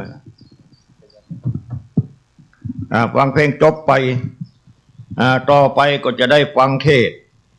มาลัยโปรดโลกทำเมืองก่อนอื่นก็ขอคารวะครูบาอาจารย์ที่ได้มาเข้ากรรมณสถานที่แห่งนี้โดยเฉพาะตุลุงยองเปิ้นเป็นหน้าที่ของเปิ้นเป็นเวลาของเปิ้นวันนี้เปิ้นให้โอกาสตุลุงเล็กตุเจ้าเท่าอยู่ในป่าในดอย ขุดยามาต้มเปิ้นก็ให้โอกาสว่าตุลุงสามารถจะ เทศนาธรรมได้ปุ้นเพ่เพิ่นก็เลยเปิดโอกาสให้อาตมาได้ทำขอขอบคุณทุลุงยองเด้อขอเจริญพรธนาญาติโยมทุกคนที่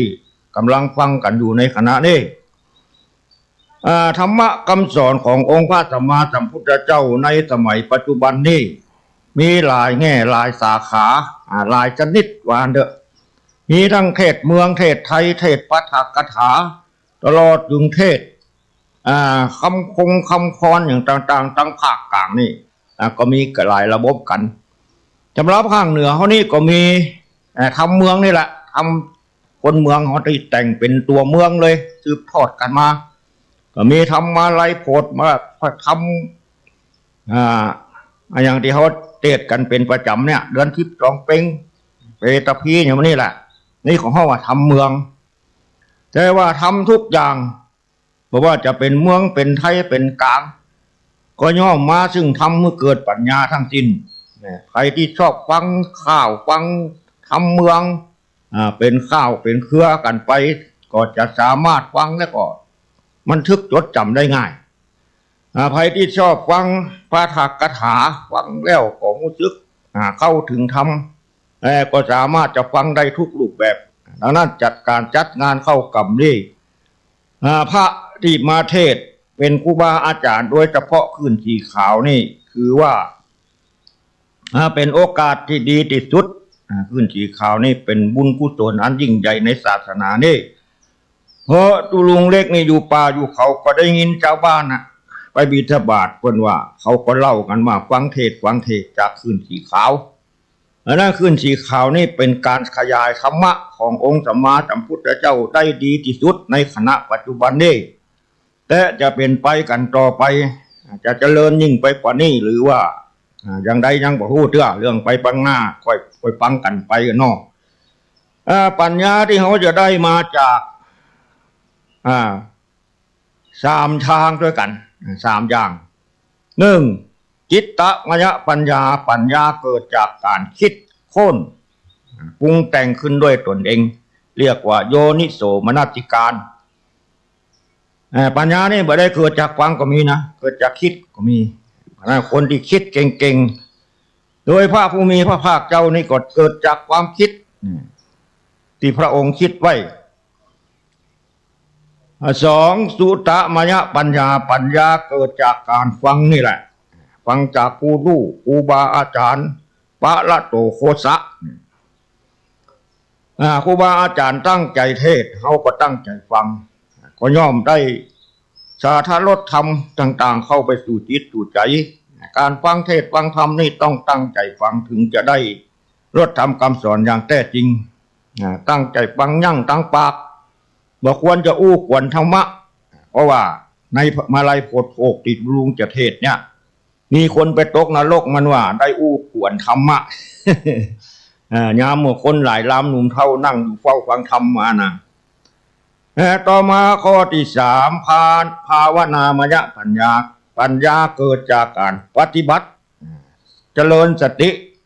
เรียกว่าวิปัสสนาญาณนั้นปัญญาเหล่านี้เมื่อเขาได้มาจากชนิดใดก็ตามจะทำให้คนเรามีความสุข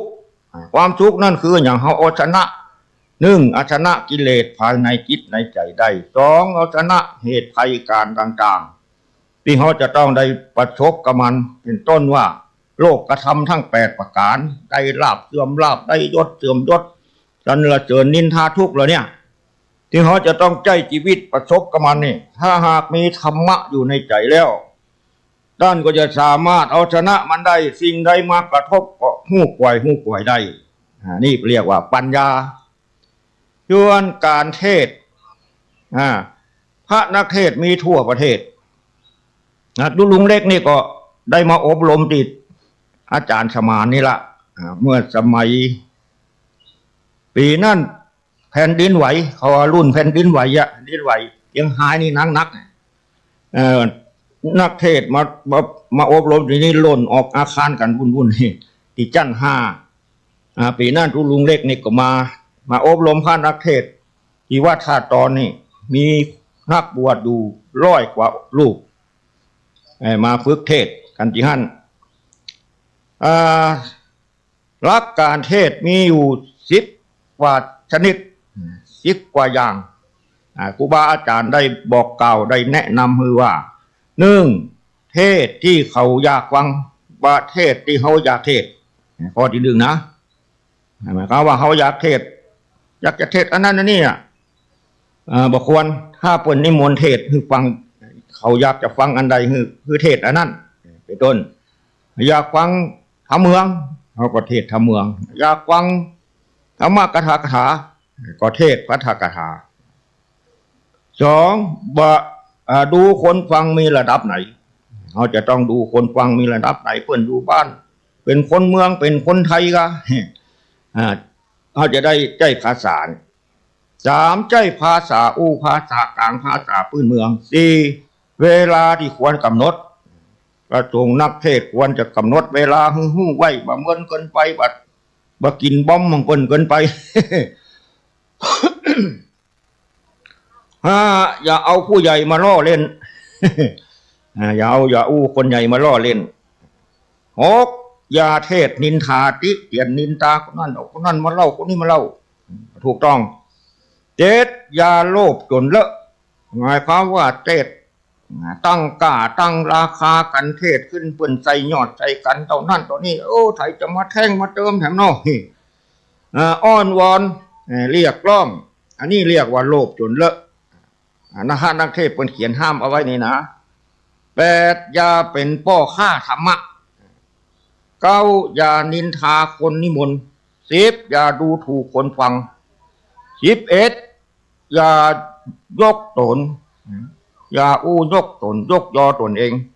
12อย่าใจกำหยาบ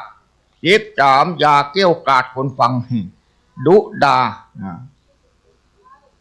14บ่เป็นคนไล่สับปะรดบ่เป็นสับปะรดบ่เป็นสับปะรดหมายไล่สาระประโยชน์ใจคำคมคำกรภาษิตคำขันและเล่านิทานประกอบดังนั้นท่านผู้ฟังได้ฟังการฟังก็ดีการเทศก็ดีจากข้อวัดปฏิบัติเหล่านี้พระราชาดมก็ตั้งใจฟังต่อไปนี้จะเอาทำเมืองมาลายโพธิ์โลกแต่เจ้าก็เทศแล้วกำละเพื่อนเอาตาลปิดตายมาลายโพธิ์โลกเลยต่อไปมาฟังมาลายโพธิ์โลกกันเนอะ นะโม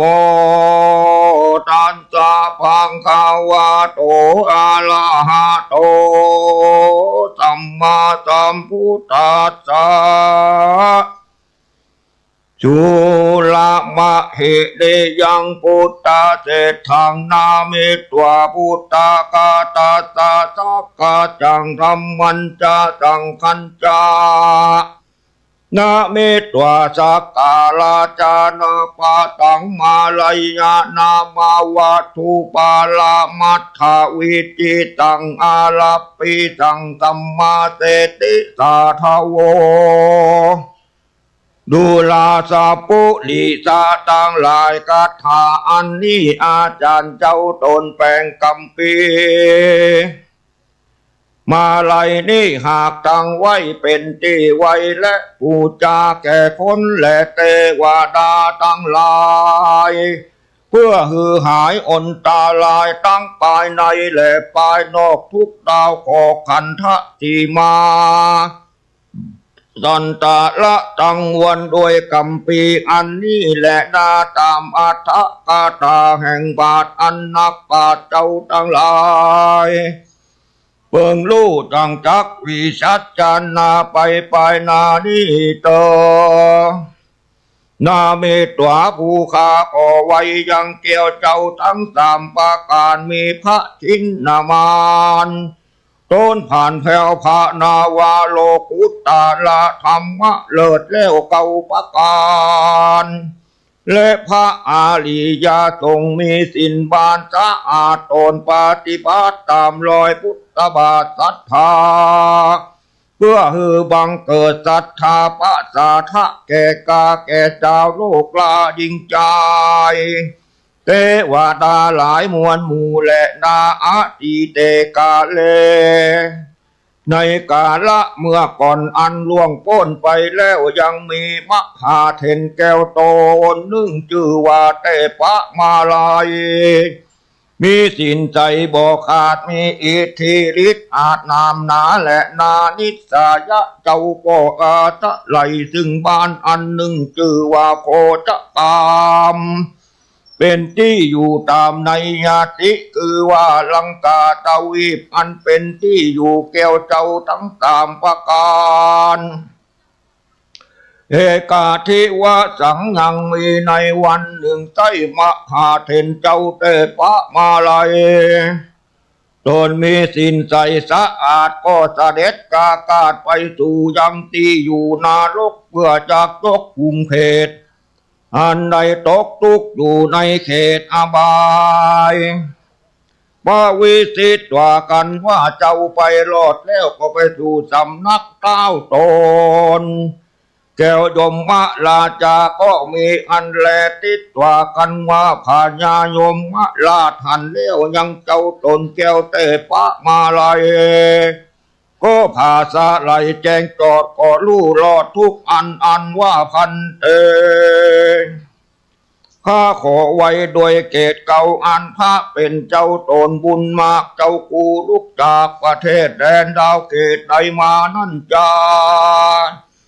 จมปูที่ปากาโตมหาเถรเจ้าเตปะมาลัยก็ขานกำไปเล่งรีบว่าเราลุกจากจมปู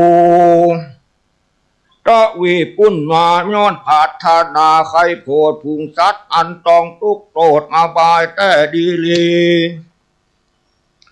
ยามาราชาอาหะเมื่อนั้นปัญญายม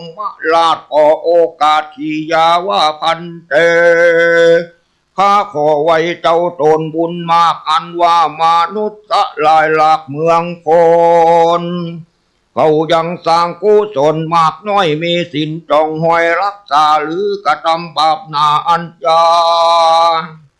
เฮโลเมื่อนั้นมหาเถรเจ้าเตปะมาลัยก็ได้จากกำไปโอกาสว่าดูลามหาลมราชาอันว่ามนุษย์จาทวนนาอันอยู่โลกราชมปูห้องก็มีใจจูจมจื่นปีติตื่นตั้งบุญฮือตาหนุนบอกาดมีสินสะอาดกับตัวบ่เมามัวถอยจ้าเว้นจากกรรมหาทุกประการต่างมีใจบาดจื่นจูแป่งต่างไปสู่สวรรค์พ่องปากันกายากะตำบาปนาแปลงมักขาเจนใหญ่แปลงต่างไตพันภายสู่อบายใหญ่กว้างย้อนกำสร้างไผ่มันนั่นแหละนาเมื่อนั่นพญายมมาลาขอโอกาสขียาว่าสัพเพสัตตาอันว่าสัตนาตั้งหลายการว่าเขาตายกาภาพดับทิศจากเมืองคนก็ได้เอาตนมาเกิดในนรกเดือดอบาย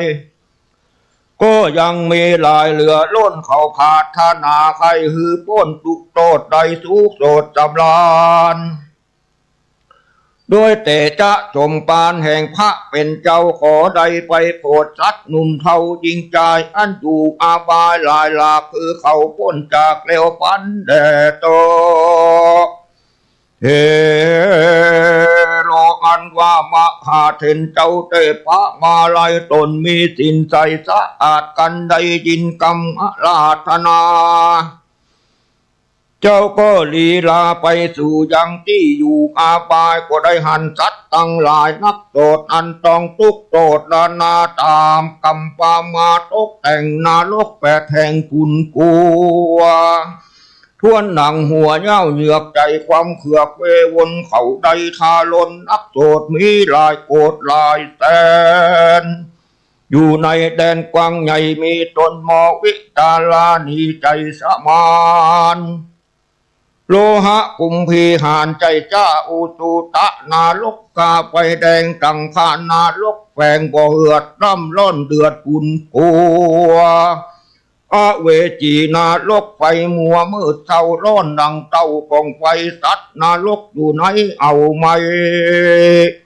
โลลุวะนารกใหญ่นำนาจุมชัดตามวลมากถ้าลงวิบากเครื่องเท สันตานารกมีเป็นกูวิริยะอยู่ทัดไปเจ้าสินใจบุญใหญ่เล็งดูไปสัตตายามนั้นนาสัตว์นารกอันใดไปตกอยู่ข้างให้ห้องวางอาบายหันเจ้าตนบุญพายมาไกลก็ยกมือไหวไข่จ้าว่าพันเต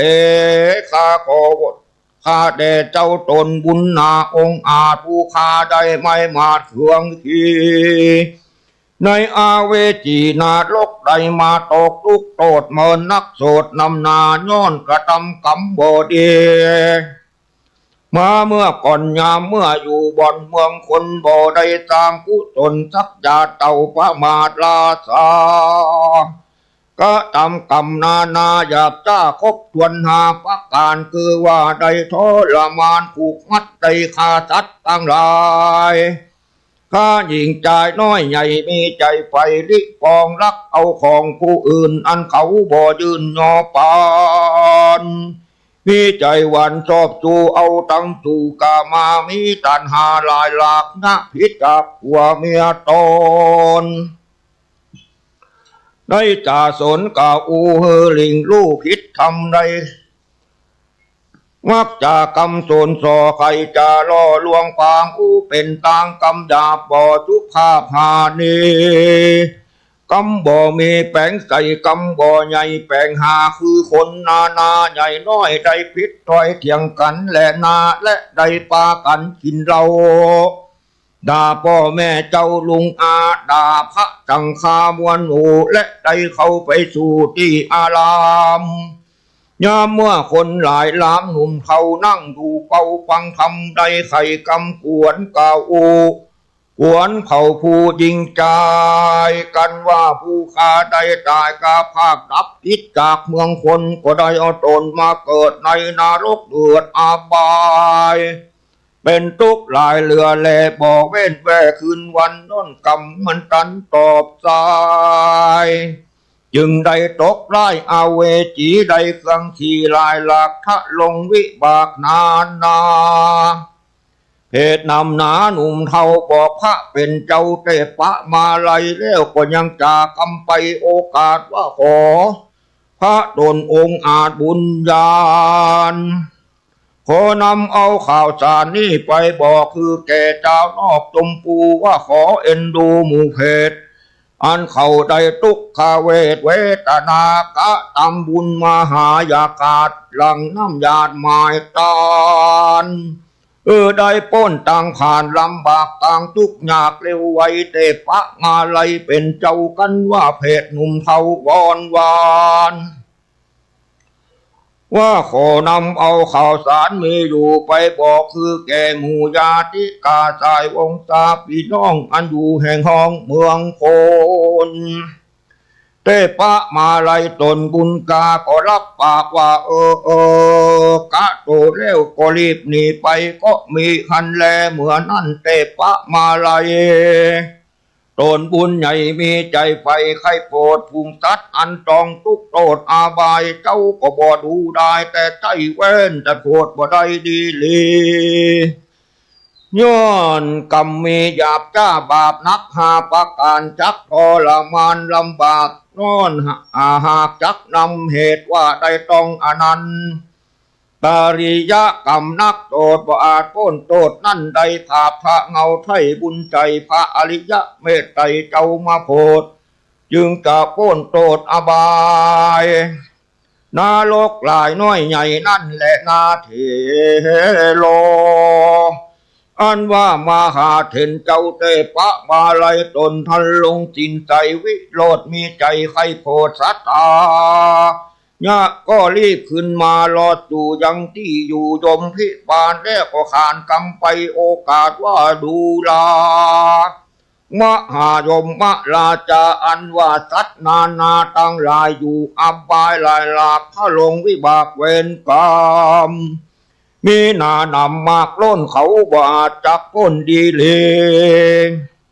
ย้อนกรรมมีตังหาจักอยู่ทาไปนานตาบตนบุญสมปานมากเต้าพระอาลียะเบตใจเจ้ามาโปรดจึงจะพ้นโทษปลายลูนนั่นแหละนา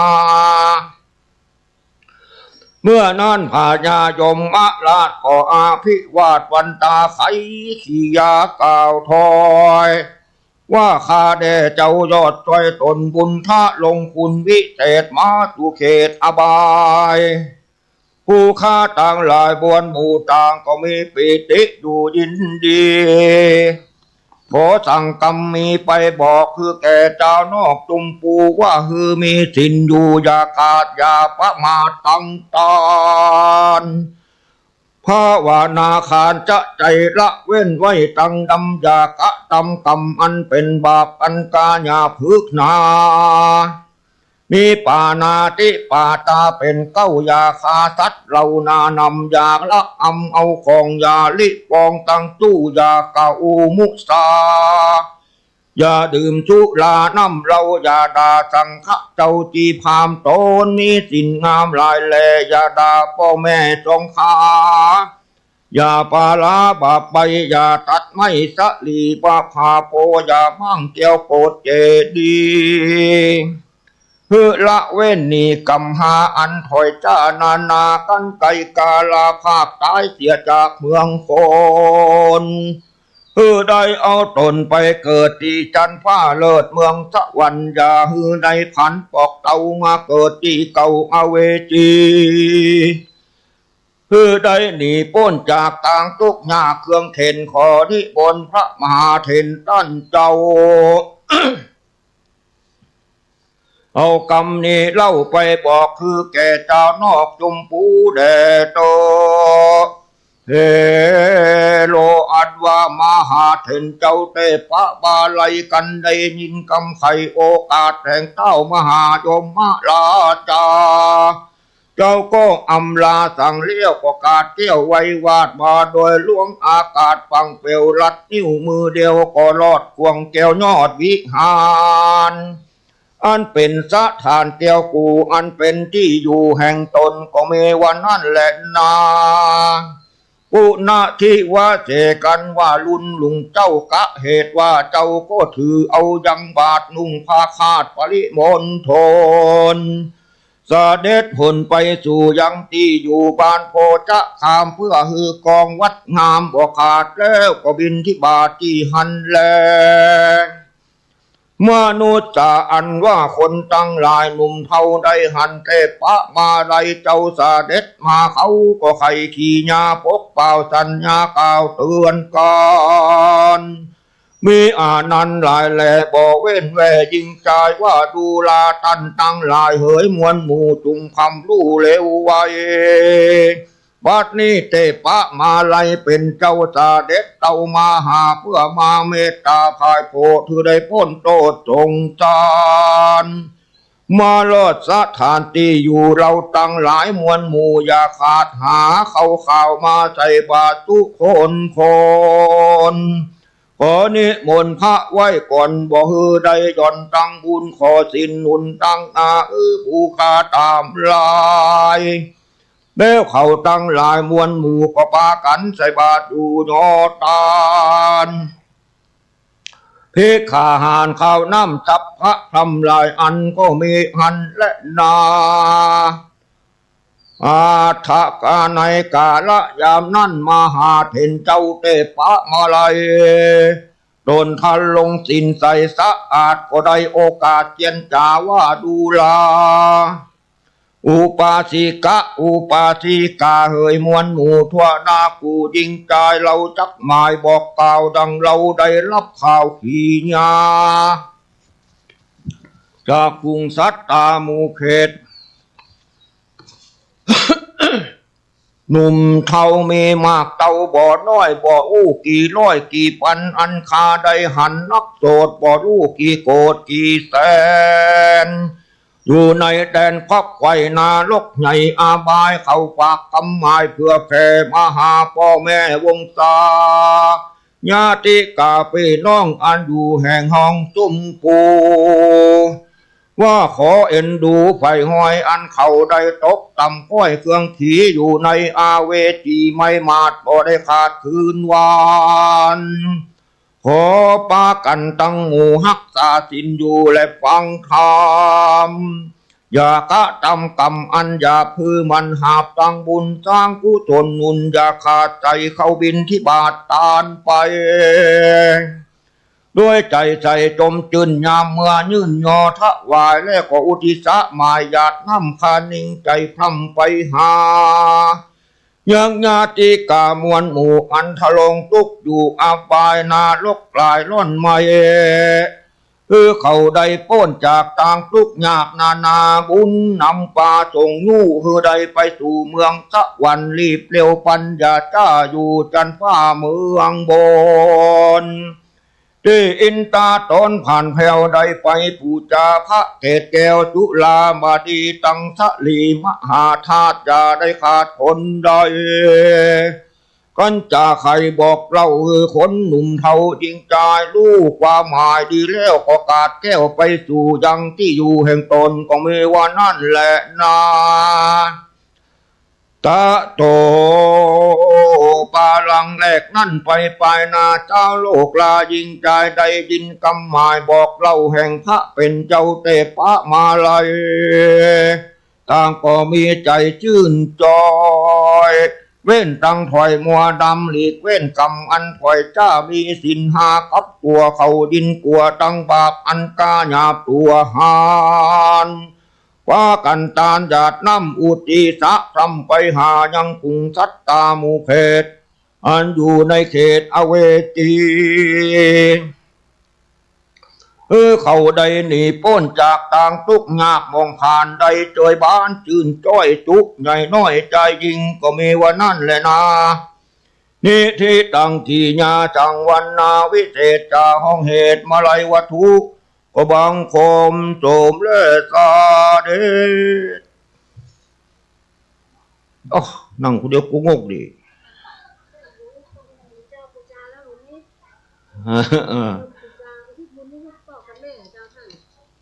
ตาเลยเนาะ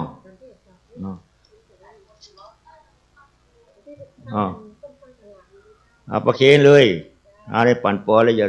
พูดจาต่อไป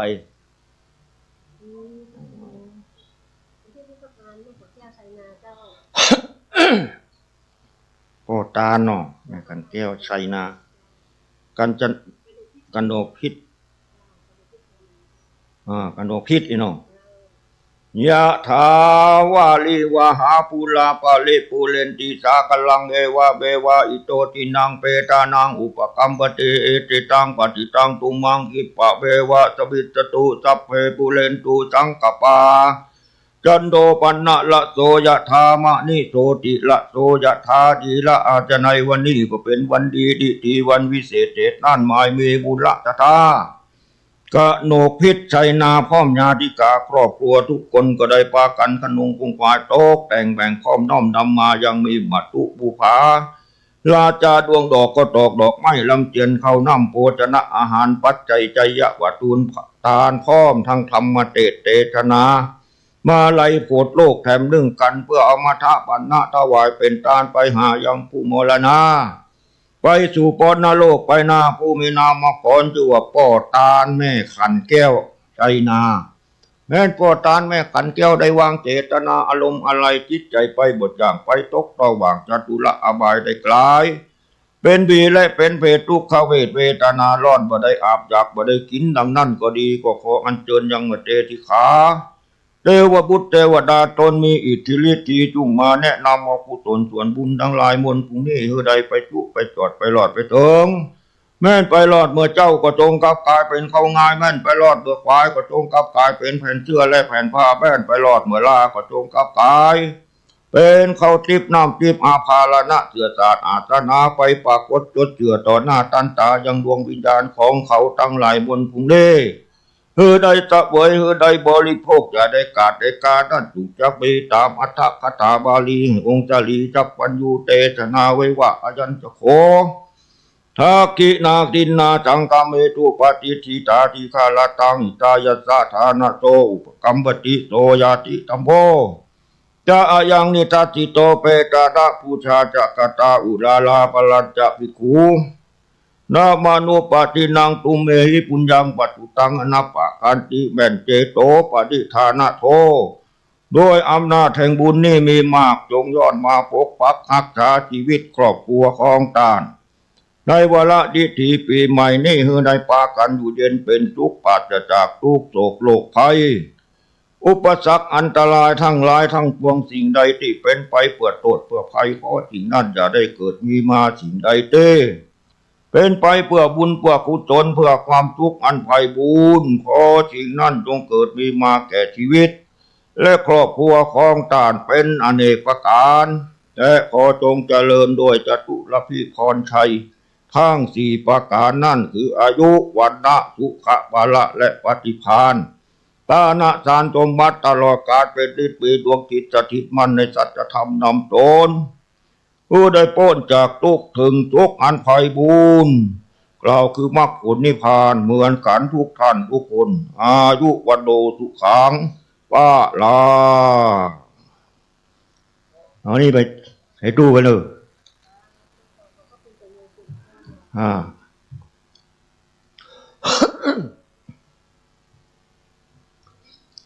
ตานไปหาคนไปบ่มาผู้กตัญญูกตเวทิตาผู้มีต่อผู้มีพระคุณควรจะทำเป็นอย่างยิ่งทีนี้วันนี้เป็นวันที่คืนที่สองที่เขาจะฟังเทศน์ฟังธรรมกันต่อไปอันนักบวชก็มาอยู่ที่นี่หลายตัวหลายตนด้วยกันจากสารทิศมาได้อยู่ใกล้กันมาคนละที่คนละต่างอาตมานี่อยู่แม่อ่อนอยู่ป่าเบี้ยงบันปอกหิมก็ไม่ใจแอนต้นไม้กินกาแฟถ้าคนเคยไปเอี่ยวก็จะหันมีที่บนดอยสูงก็ได้หู้จักมักเคยกันถึงพระครูชลทานแล้วก็หู้จักกับอาจารย์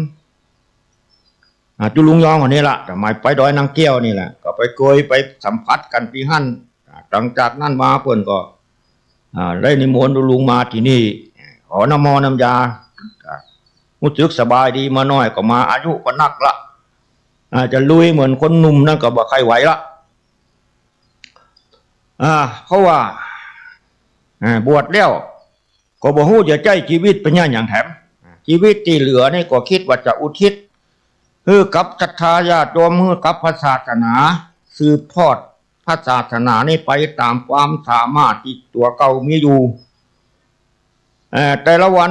นี่ก็ปฏิบัติธรรมอยู่เหมือนกันแล้วก็มีการเขียนทำเป็นเล่มเขียนทำบรรยายนี่เป็นเล่มเป็นเหมือนตำรายาค่ายตำรายานักบวชนี่บทประพันธ์ของพระราชทุติยานมงคลนี่ปุ่นเขียนไว้ว่าบวชเป็นพระสละศีลก็สิ้นศักดิ์บวชเพื่อรักวัดวาฆ่าก็สมบวชเพื่อหลอกตัวเองเก่งแต่ลมบวชเพื่อชมผ้าเหลืองเปลืองจีวรบวชเพื่อลาบปาปื้มมักลืมคิดบวชเพื่อติดยศบังตังแล้วร่อนบวชเพื่อลูกหลานเลนเพนแล้วจรบวชเพื่อสอนคนอื่นให้ตื่นตนบวชอย่างใดบวชได้บวชไปเถิดอย่าละเมิดจิตขาผ้ามรรคผลจงถือธรรมเป็นธงใจในกมลมันฝึกฝนมีวินัยอย่าไกลเอ่ยนี่บทประพันธ์นี่หมายถึงบวชเป็นพระทัศละศีลบาหักษาศีล5ศีล8บ่มีศีลเนี่ยสักอย่างอยู่เหมือนคนบ้านก็สิ้นศักดิ์สิ้นถีอยู่ที่ไหนบ่มีไผเคารพนับถือตัวเก่าของเขาย่อมหู้ตัวเก่าดีกันจรไปก็ค่อยอยู่หันน้อยเพราะบ่มีศีลเนี่ยบ่มีไผอยากไหวอยากบูชาบวชเป็นพระสละศีลก็สิ้นศักดิ์บวชเพื่อรักวัดวาฆ่าก็สมโอ้หักวัดหักวาหลวงพ่อเจ้าวาดเขาเนี่ยวัดโสภณารามนี่หลวงพ่อเขานี่สุดยอดหักวัดหักวาปลูกต้นไม้แม่จะตายไปตายวันตายพุ่งตั้นเพราะว่าขอต้นไม้ได้ยืนยัดอยู่ที่วัดนี่เรียกว่ารักธรรมชาติหักวัดหักวาหักธรรมชาติเขาหันสังเกตเพิ่นสนใจเรื่องปลูกไม้อย่างที่สุดหมู่เอาควรสนับสนุนเพิ่นหายากที่มีคนคิดการไกลอย่างนี้หายาก คนที่คิดกินวันนี้ขี้วันพรุ่งนี้มีปะเลอะนักบวชจะคิดยาวๆอย่างนี้หายากทาญาติโยมที่เปิ้นนัดหมายพักพวกเปิ้นมาทำบุญเข้ากรรมเนี่ยมันใช่เรื่องง่ายนะตุลุงเคยจัดอยู่ติดตามพระครูชลทานอยู่ว่าจะตกลงกันว่าเข้ากรรมเนี่ยถ้าส่งมันติดวัดติดวาติดสุขติดสบายติดห้องน้ำห้องส้วมติดที่นอนหมอนมุ้งจะมากางเต้นนอนขี้ดินกินกลางทรายอย่างนี้แสนยากเพิ่นสุขสบายละและสัตุปัจจัยในการเข้ากรรมนี่เขาก็สามารถจะถวายเป็นก้อนเป็นงูให้เพิ่นได้เพราะว่าเขาตั้งกองทุนกองกุศลเพื่อสร้างศาลาก็ดีสร้างป่าเหวป่าจ้าสร้างเมนมันนี่ก็ล้วนต้องการทรัพย์ต้องการพระสงฆ์มาด้วยแสนยากนะการงานเข้ากรรมนี่สมัยหนึ่งพ่อครูจนมันเปิดเพลงนะเปิดเพลงเกาหลีเอาเพลงอย่างน่ะเพลงเกาหลีก็เอาเพลงทิเบตจวนมึงมาจวนคิงมาเกาลินหาปจาหาดแล้วลุงเอามาแปลเนี่ยจวนคนนั่นมาตัวเจ้าตัวนั่นมาโอ้แสนยากเกาลินปจาหาดนั่นเพิ่นจัดงานครั้งนี้เนี่ยหลวงพ่อนี่ถือว่าคุ้มค่าบวชเพื่อหลอกตัวเองเก่งแต่ลมจุไล่หลอกลวงเปิ้นหาจบนั่นจบนี่หาว่าได้นักธรรมหาว่าเป็นมหาพระครูหาว่าเป็นนั่นเป็นนี่เป็นโสดาบันสักกิตาก็มีเป็นพระอรหันต์นี่หลอกตัวเองเก่งแต่ลมบวชเพื่อชมผ้าเหลืองเปลืองจีวรอันเปิ้นนุ่งผ้าจีวรเหลืองมีคนไหว้คนสาก็อยากจะบวชกับเปิ้นแต่แล้วก็บ่ได้ปฏิบัติอย่างดีเท่าที่ควรจะเป็นบวชเพื่อลาบปราบปลื้มมักลืมคิดเอาใจไปอยู่ในน้ำพุเหลืองซองขาวบักคิดจะภาวนาบักคิดจะทำลอกกิเลสออกจากจิตจากใจเมาปราบปลื้มอยู่กับลาบกับผลนี่ก็เรียกว่าบ่ได้ผลบวชเพื่อติดยศบังตังแล้วร้อนโอ้ใครเป็นจนปดตีเหมือนกันเนาะจนปดตีเหมือนกันรู้กันเป็นเจ้าอาวาสทำไมเมื่อตุลุงอยู่วัดหอมบุญมาละไปประชุมที่ดอยสะเก็ดเนี่ยวัดอย่างบอกว่าเพิ่นตีกันว่าทุกเจ้าตีเพิ่นมาโอ้ที่ประชุมทุกเจ้าตัวหนึ่งแกนตาบอดก็พังตัวหนึ่งกำกุญแจอยู่แหมตัวหนึ่งเป็นเจ้าวาดตีกันไปตีมากุญแจปักเขาแกนตา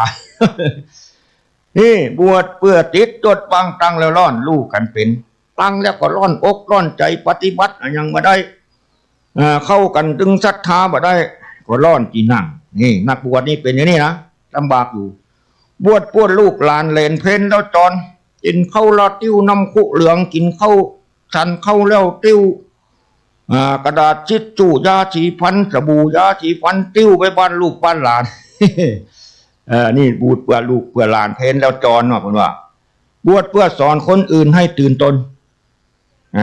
บวชอย่างใดบวชได้บวชไปเถิดอย่าละเมิดจิกขาผ้ามรรคผลจงถือทำเป็นจงใจในกระมวลมันฝึกฝนมีวินัยอย่าไกลเอ่ยอันนี้พระราชอุทยานมงคลเขียนเอาไว้เป็นบทประพันธ์อาตมาก็เขียนมาอ่านให้ฟังนี่เพื่อจะได้ตึกตองตึงตัวเก่าและคนอื่นว่าเขาเป็นนักบวชชนิดไหน ในบวชมี5ประการ1อุปกิลิกาบวชเล่นสนุก2อุปมุยหิกามุยะหิกาบวชอย่างงมงาย3อุปชีวิกาบวชเลี้ยงชีพบวชเลี้ยงชีพ4อุปทสิกาบวชทำลายศาสนา5อุปทิสสละนิกาบวชเพื่อมุ่งนิพพานทั้ง5ข้อนี่มีข้อเดียวที่มุ่งที่ว่าดีเลยเปิ้นมุ่งนิพพานดังนั้นคนเราอยากจะบวชมีปะเลอะปะเตออยากจะบวชขอให้ตั้งใจบวชก็แล้วกันบวชแล้วต้องสละทุกอย่างบารีบบาร้อนบากอบโกยเป็นที่ไว้สาของสังคมได้ก็ถือว่าใจได้บวชหาเงินใจนี่บวชนี่ตำรวจบวชสวดมาลัยบวชไกลกังวลบวชบนเจ้าพ่อบวชล่อข้อเย็นบวชเล่นลอตเตอรี่โอ้โหมีเยอะแยะดังนั้นการบวชเพื่อ ดัดกิเลสตัณหาในขั้งพุทธกาลมีพระพุทธองค์ไปเทศสอนแก่สดินสามพี่น้องผู้ลุงได้อ่านให้หนังสือพระไตรปิฎกหมวดชุดตันสูตรนี่ล่ะ โพธิสดินสามพี่น้องมีถึงปันฤาษีมีปันคนเนาะพระองค์ไปถึงที่นั่นก็คงจะต่อสู้กันด้วยฤทธิ์สมัยฤาษีแต่ก่อนนี้มีฤทธิ์โลเป่าไฟออกมามาโลสุดท้ายก็พ่ายแพ้ต่อฤทธิ์ของพระองค์คงจะมีหลายรูปแบบก็มาเล่ากันฟังละมันจะยาวเหยียดเกินไปเมื่อยอมรับต่อพระองค์แล้วเขาก็ยอมเป็นลูกศิษย์สดินสามพี่น้องลูกน้องแถมปันคนมีอุรุเวลากัจจปะนาทีกัจจปะขยากัจจปะต่างคนต่างเป็นพญาฤาษีเนี่ยคำแรกที่เขาถามพุทธองค์ว่าทุกมาจากไหนพระเจ้าข้าในที่นั้นพระองค์ตรัสตอบว่าปะพัชชะละมิทังภิกขเวดูลาภิกษุทั้งหลายจิตเดิมนั้นเป็นประพัดสอนหมายความว่าพุทธพองตันจักโคอากันทุกเขหิอุปกิเลเสหิอุปกิริถังจิตนั่นแลย่อมเศร้าหมองไปเป็นทุกข์ไปเพราะกิเลสจรมากระทบมาเข้าตั้งตาตั้งหูตั้งจมูกตั้งลิ้นตั้งกายตั้งใจของพวกเธอนั่นไงนี่สดินสามพี่น้องทั้งหมดเป็นฤาษีได้ฟังประโยค2-3ประโยคนี้บรรลุเป็นพระอรหันต์พร้อมกัน 1,000 ลูกถ้าญาติโยมคนเรานี่ถ้ามีจิตใจฝึกฝนมาแต่หลายกับหลายกันหลายเจนหลายจาติก็อาจจะฟังข้างเดียวกับบรรลุธรรมอาจจะเป็นได้เพราะฤาษีเหล่านี้ตั้งก็ฝึกฝนวิชาปัญญา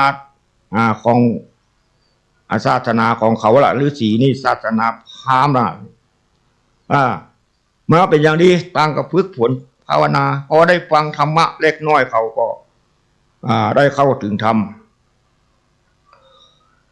ตัณหากโยจัพพะทุกขาทินาติการตัดตัณหาได้ทุกทั้งหลายก็มาลายสิ้นปีกจ้อยของธรรมสูตรอันนี้มีสาระประโยชน์เยอะแยะทีนี้คนเราเวียนว่ายตายเกิดบนโลกนี่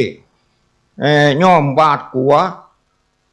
ต่อความทุกข์เพราะธรรมะของพระพุทธเจ้านี่เป็นธรรมะปลดทุกข์ทั้งหลายที่เขามีอยู่ทุกข์ทางกายทุกข์ทางใจทุกข์มี2 ฉบับทุกข์ทางกายก็ได้แก่ความเกิดความแก่ความเจ็บความตายผู้ที่บวชคือผู้ที่เห็นภัยในหันภัยในวัฏสงสารทั้ง8ประการคือ1หันความเกิด2หันความแก่3หันความเจ็บ4หันความตาย5หันทุกข์ในทุกข์6หันเหตุแห่งทุกข์7หันการแสวงหาอยู่เป็นนิดนี่นักบวชจึงมาบวชกันเพราะว่าหันทุกข์สิ่งสลดใจทั้ง8ประการนี่แหละอันนั้นบุคคลผู้จะบวชแล้วจะได้บรรลุโลกุตตรธรรม9ประการได้ก็มีเขียนไว้นี่1ได้บรรลุโสดาปัตติมรรค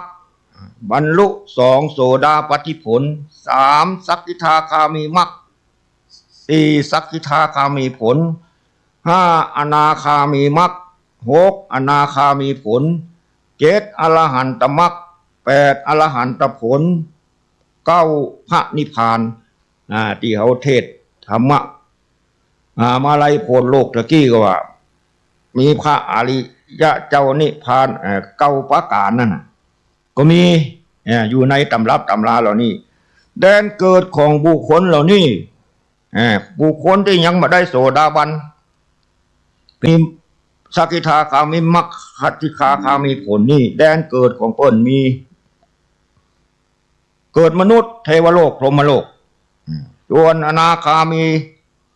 อรหันตมรรคอรหันตผลนี่คงจะนิพพานในที่นั่น เข้าถึงนิพพาน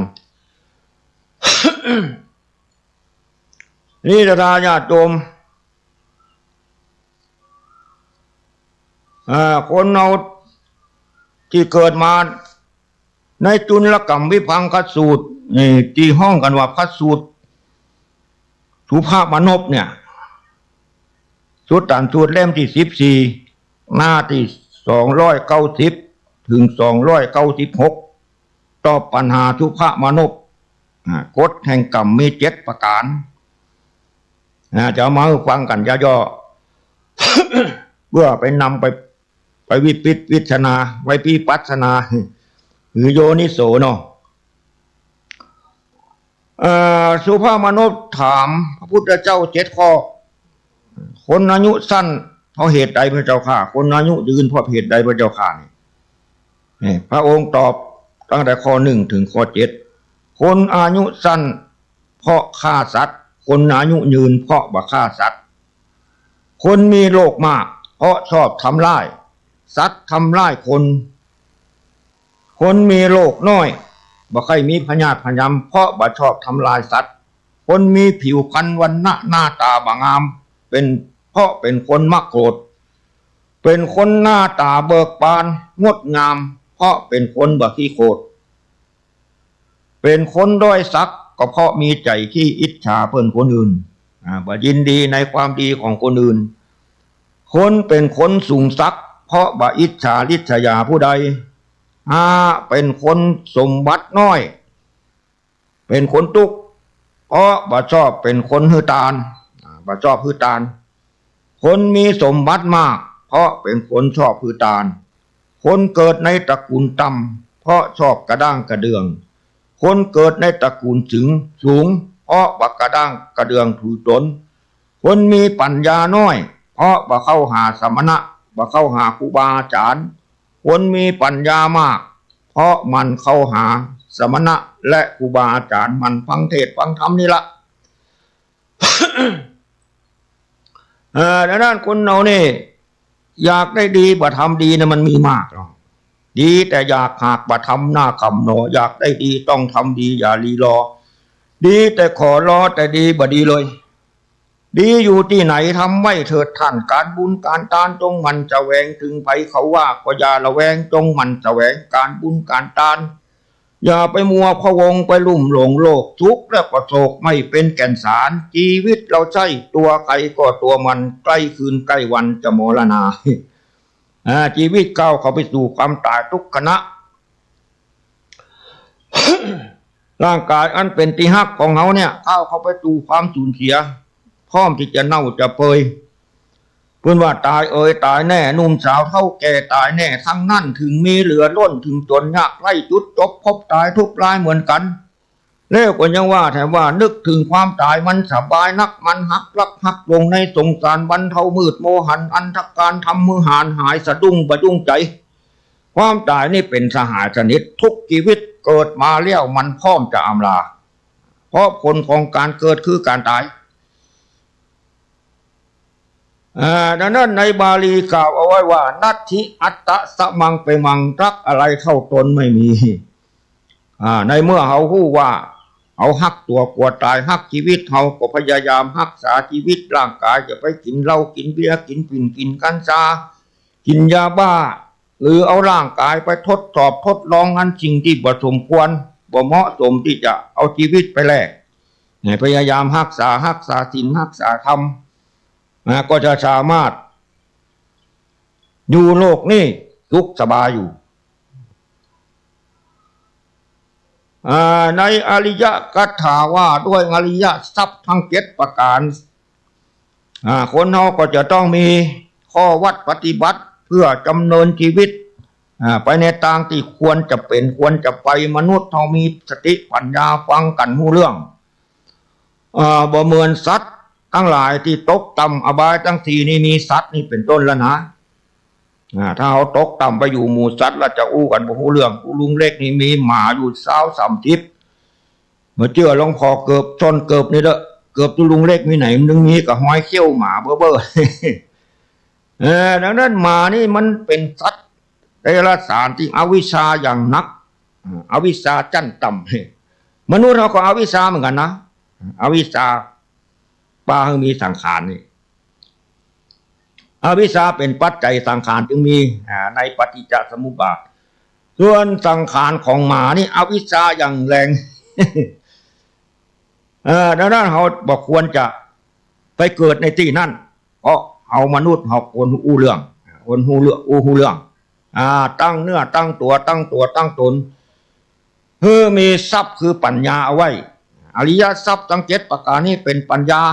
1คือมีความศรัทธาเชื่อในสิ่งที่ควรเชื่อหรือห้องกันว่าสัมมาทิฏฐิเชื่ออย่างก้องเชื่อใน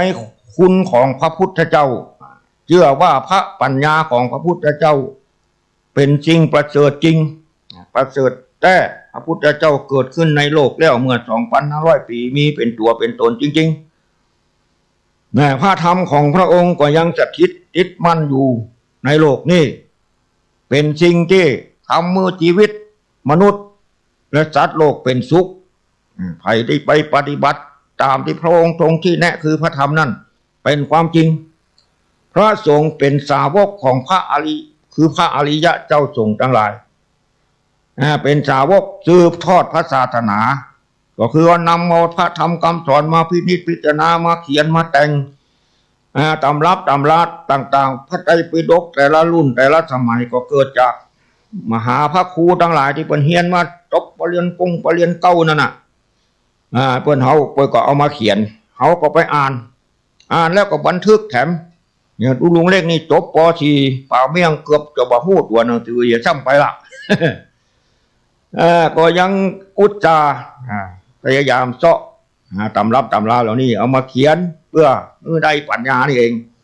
เราต้องมีศรัทธาก่อนนะเชื่อในมั่นในพระธรรมคำสอนนั่นเชื่อว่าพ่อว่าแม่เป็นผู้มีพระคุณต่อเราจริงป่าไม้ภูเขาแม่น้ำและอากาศเป็นคุณต่อสัตว์โลกจริงอันนี้เรียกว่าศรัทธาเชื่อในสิ่งที่ควรเชื่อ2รักษาศีลรักษากายวาจาใจศีลนี่เป็นสิ่งรักษากายวาจาใจให้เรียบร้อยคนใดมีศีล5ศีล8ศีล10ศีล227แล้วจะดูงดงามการเดินการย่างการอู้กันจาเรียบร้อยยิ่งมีศีลสูงขึ้นไปก็ยิ่งน่าเคารพ 2ฮิริ มีความละอายต่อบาปบาปกรรมทั้งหลายที่เขาทำก็ดีเปิ้นทำไผ่ทำก็ดีเขาเป็นดีหน้าละอายฮะเขาเป็นเผียวตู้เจ้าเขาเป็นพ่อหลวงกำนันเขาเป็นมนุษย์บอกควรทำบาปอันหยาบจ้าหน้าละอายเหตุหน้าอายเปิ้นกูมันยะหรอกูอายเปิ้น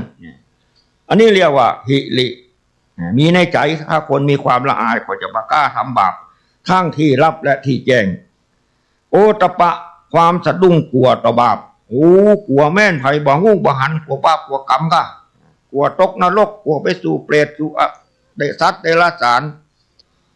ตกนรกมงไหมนี่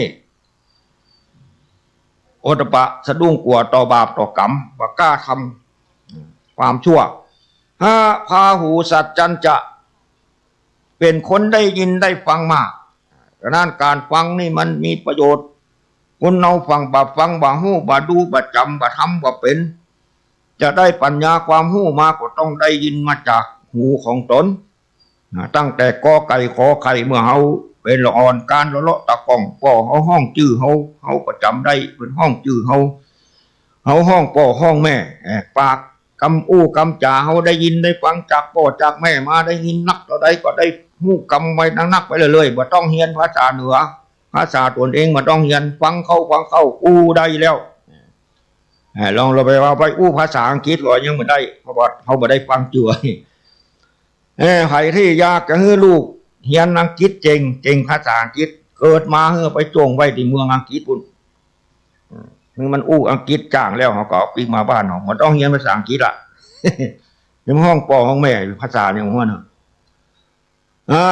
การได้ยินได้ฟังมากนี่เป็นประโยชน์6จาคะสละสิ่งของเป็นตานชาดาญาติโยมลองพิจารณาฟังดูอริยกถาเนี่ยอริยธนกถาในบทเนี่ย การสละสิ่งของเป็นตานี่มันมีความสุขยิ่งกว่าการรับการรับจ้างหรือแลกเปลี่ยนหรือฮื้อไปแล้วหวังผลตอบแทนนี่ถ้าเฮาฮื้อไปโดยที่บ่หวังผลตอบแทนมีความสุขเพราะว่าเฮาบ่ต้องอะไรสิ่งนั้นแถมแล้วมาอะไรสิ่งนั้นแถมแล้วจงไปฮื้อไปอย่างฮื้อหมานี่มันถึงกรรมขอบคุณสักกรรมก็ถึงบ่มีแถมยังกราบเกิดเขาล้นไปปุ้นแถมนี่เฮาก็บ่โกรธบ่แค้นมันนี่เรียกว่าทานด้วยใจบริสุทธิ์ เป็นมงคลเป็นปีติที่หาได้ยากบ่มีที่ซื้อบ่มีที่ขายนั้นมนุษย์เท่าที่เข้าถึงจริงถึงธรรมแล้วมักจะฮื้อตานทั้งหลายที่ฮื้อตาน1วันนี้เพราะว่าท่านทั้งหลายมีใจเป็นศีลเป็นธรรมละฮู้จักแบ่งปันเข้าของเปื้อนบ้านใกล้เคียงปันคนทุกข์คนยากเปิ้นไฟไหม้เปิ้นน้ำท่วมน่าเอ็นดูสงสารนี่ทานนี่มาจากเมตตากรุณามุทิตา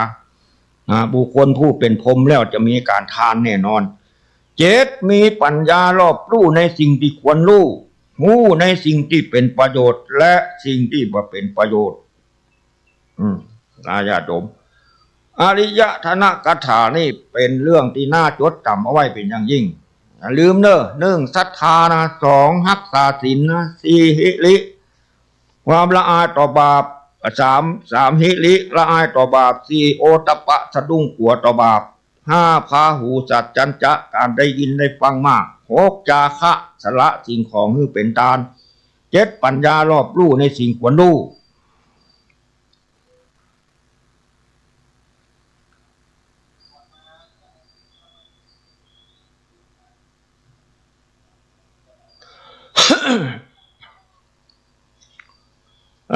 มนุษย์เราเกิดมาแล้วมีความปรารถนา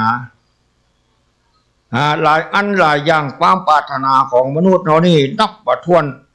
บางครั้งบางคราวเขาปรารถนาสิ่งที่เขาปรารถนาเฮาบ่ปรารถนาเลยก็มีลองพิจารณาพอเถอะบางสิ่งบางอย่างเขาใครได้แต่เฮาบ่ใครได้นะเพราะว่าจิตใจของคนเรามันต่างฐานะต่างระดับกันยิ่งเป็นพระผู้ปฏิบัตินี่ก็เหมือนกันเอาต่างฐานะต่างลำดับไปเขาก็จะหันว่าพระผู้ใหญ่เปิ้นเสียสละเปิ้นทำทุกอย่างเขาทำมาได้ปวดยังเสียดายทรัพย์เสียดายอันนั้นเสียเวลาไปมันอย่างเนี้ยอย่างครูบาอาจารย์นั่นแหละอย่างพระครูชนประธานนี่จะมาติดตามเปิ้นเสียสละเจ็บป่วยไข้บ่หยุดยั้ง ทำเอาชีวิตเขาแลก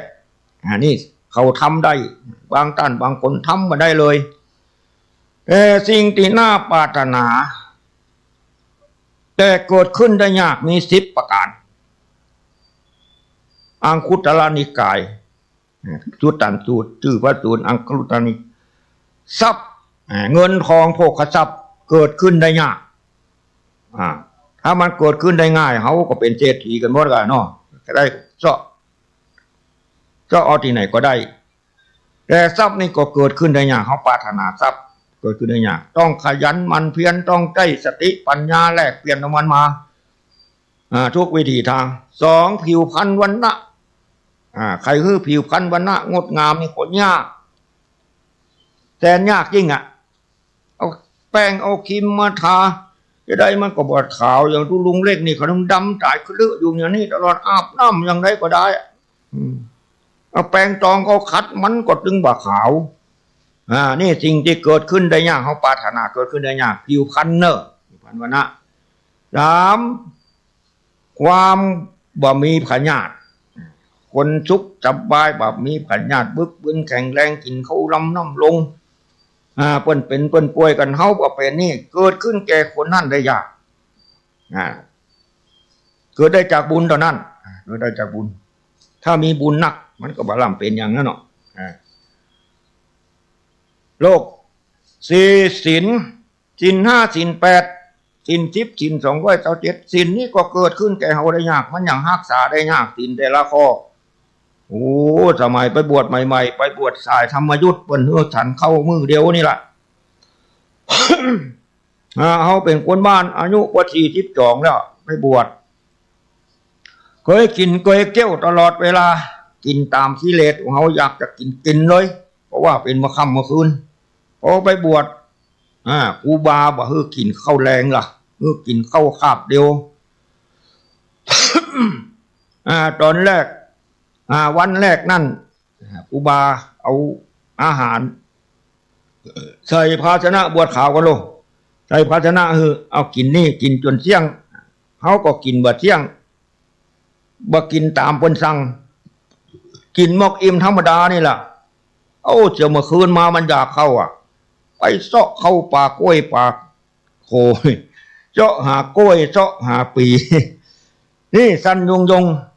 แทบจะเอาตัวบรอดนึกว่าจะมาบวชละกูอยู่บ้านกูบ่จะกั้นจะยากอย่างโลเแต่นึกถึงเขาจะมาบวชเพื่อรักษาศีลรักษาธรรมนึกถึงการบวชเอตาหังพันเตเขาอธิษฐานกับครูบาอาจารย์ว่าจะบวชก็ตัดสินใจปิกเข้าไปกุฏินี่ศีลเกิดขึ้นได้ยากนะจะว่าศีล5ศีล8นี่เถอะศีลพรหมจรรย์ช่ำยิ่งพรหมจรรย์คือความบริสุทธิ์ก็เกิดขึ้นแก่มนุษย์ได้ยากเพื่อนและมิตรที่ดีก็เกิดขึ้นกับหมู่เฮาได้ยากเนอะเพื่อนดีนี่ต้องฮักมันไว้ต้องรักษาไว้และเขาต้องเป็นเพื่อนที่ดีต่อเขาโดย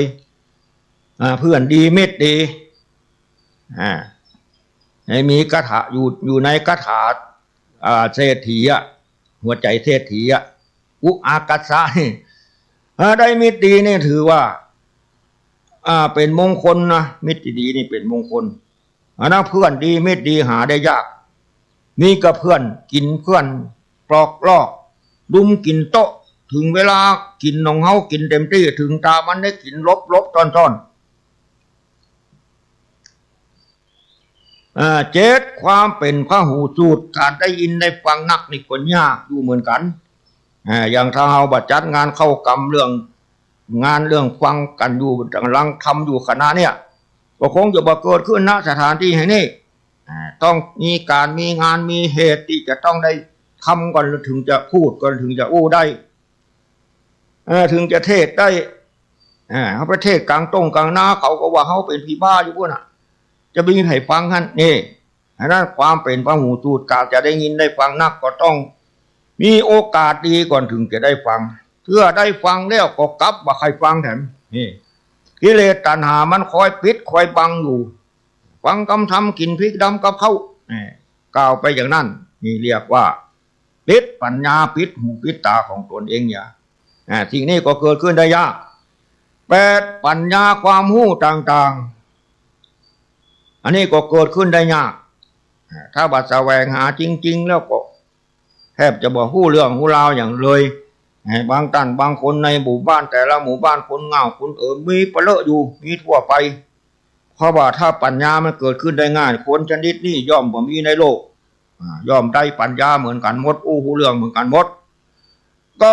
ธรรมะอันวิเศษธรรมะอันวิเศษก็คือมรรคผลนิพพานนี่ก็เกิดขึ้นแก่เฮาได้ยากมากแต่ถ้ามุยคนใจถึงเนี่ยก็บ่ยากตัดสินผัวเดียวส่วนใหญ่ที่บรรลุธรรมวิเศษนี่ส่วนใหญ่จะเป็นคนใจกล้าใจถึงทั้งสิ้นเราดูตัวอย่างองคุลิมานี่อาถรรพ์ที่สุดฆ่าคนเป็นพันพอได้ธรรมะแล้วตัดสินใจผัวเดียวเลยไปบิณฑบาตโดนค้อนโดนไม้โดนบะหินลุบๆแกก็อดทนนอนนี่จนได้บรรลุธรรมนี่ธรรมะก็เกิดขึ้นได้ยากคุณวิเศษมรรคผลนิพพาน10สวรรค์คือความสุขก็เกิดขึ้นได้ยากบรรดามนุษย์และสัตว์โลกนี่จะหาความสุขได้เหมือนเทพเหมือนเทวบุตรเทวดานั่นแสนยากเนื่องจากมนุษย์เรามีร่างกายมีจิ้นเนื้อมีเลือดมีเอ็นมีตับมีปอดว่าเกสาโลมานะกาทันตาตะโตมังสังนะฮาลูอัตถิมินสังที่เขาท่องสวดมนต์กรรมฐานกันถึงวันเนี่ยเราพิจารณาว่าร่างกายของเขามีสิ่งที่เป็นพยาธิมันจะเกิดสวรรค์ได้อย่างไรนอนสักกำเดียวก็ไข้ขี้แม่นบาดเจ็บบาดป่วยบาดไข้กล้ากินกล้าขี้กล้าเยี่ยวนี่มาได้ก็ทุกข์แล้วเขาจึงแปลงห้องน้ำห้องส้วม แปลงห้องครัวแปลงตู้เย็นพัดลมเอาไว้บำบัดทุกข์เพราะความทุกข์มีติดตามดูตลอดทุกเวลา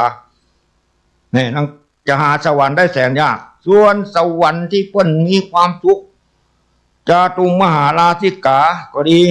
สวรรค์ทั้ง6ชั้นมีจาตุงเป็นชั้นหนึ่งเทวติงสาชั้น2เทวดาหมู่นี้มีความสุขเพราะร่างกายเป็นทิพย์ร่างกายเป็นทิพย์บัดต้องขี้ต้องเงี้ยวอย่างละถึงจะขี้มันก็ขี้ไปแบบลมๆแรงๆเหมือนกับว่าเพียงแค่นึกจะกินก็เพียงแค่นึกก็อิ่มแล้วการสัมผัสสัมภาษณ์กามารมณ์อย่างต่างๆก็เพียงแค่นึกเท่านั้นเขาก็สำเร็จทำแล้วถึงสวรรค์อันนี้สวรรค์นี่เกิดขึ้นกับมนุษย์นี่แสนยากก็เพราะว่ามันมีร่างกายสังขารนี่เองทั้ง10อย่างนี่เป็นสิ่งที่เขาปรารถนาแต่เกิดขึ้นได้ยาก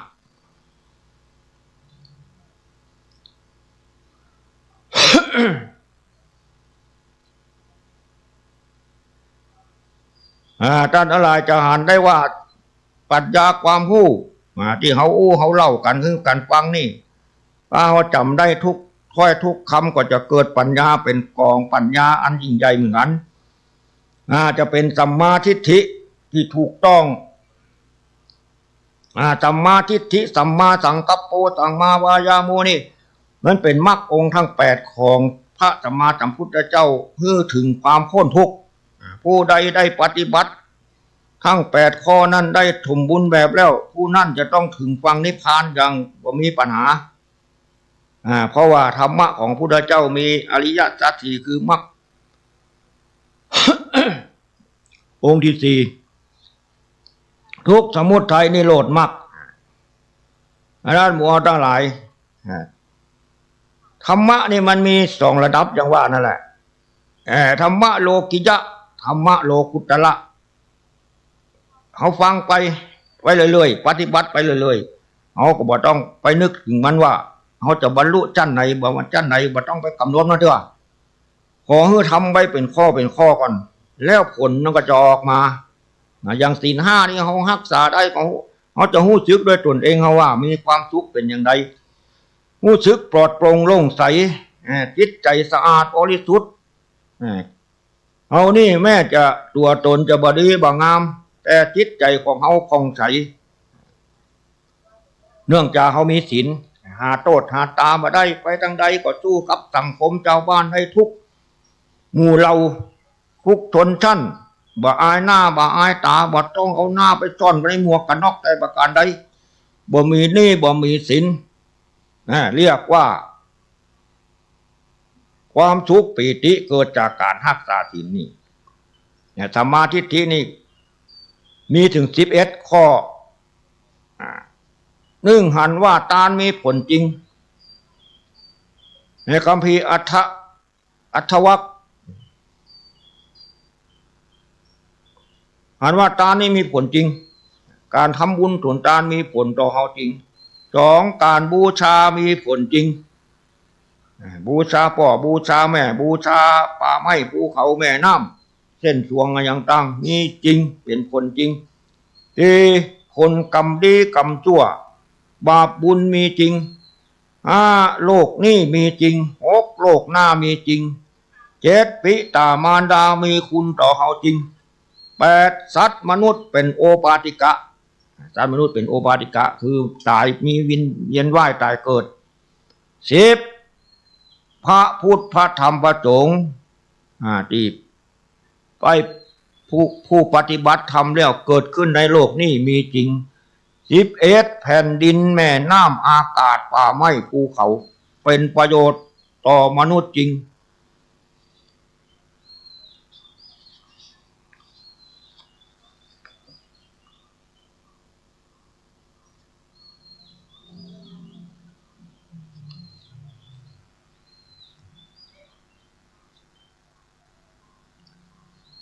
คนเรามักจะ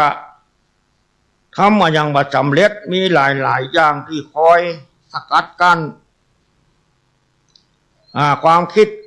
อคติของเขามีอยู่ในตัวนี่แต่ละคนมีบ่เท่ากัน ที่ห้อว่าอคติทั้ง4ประการฉันทาคติลำเอียงเพราะรักตัวกลัวตายก็ดีรักพักรักพวกก็เข้าข้างลำเอียง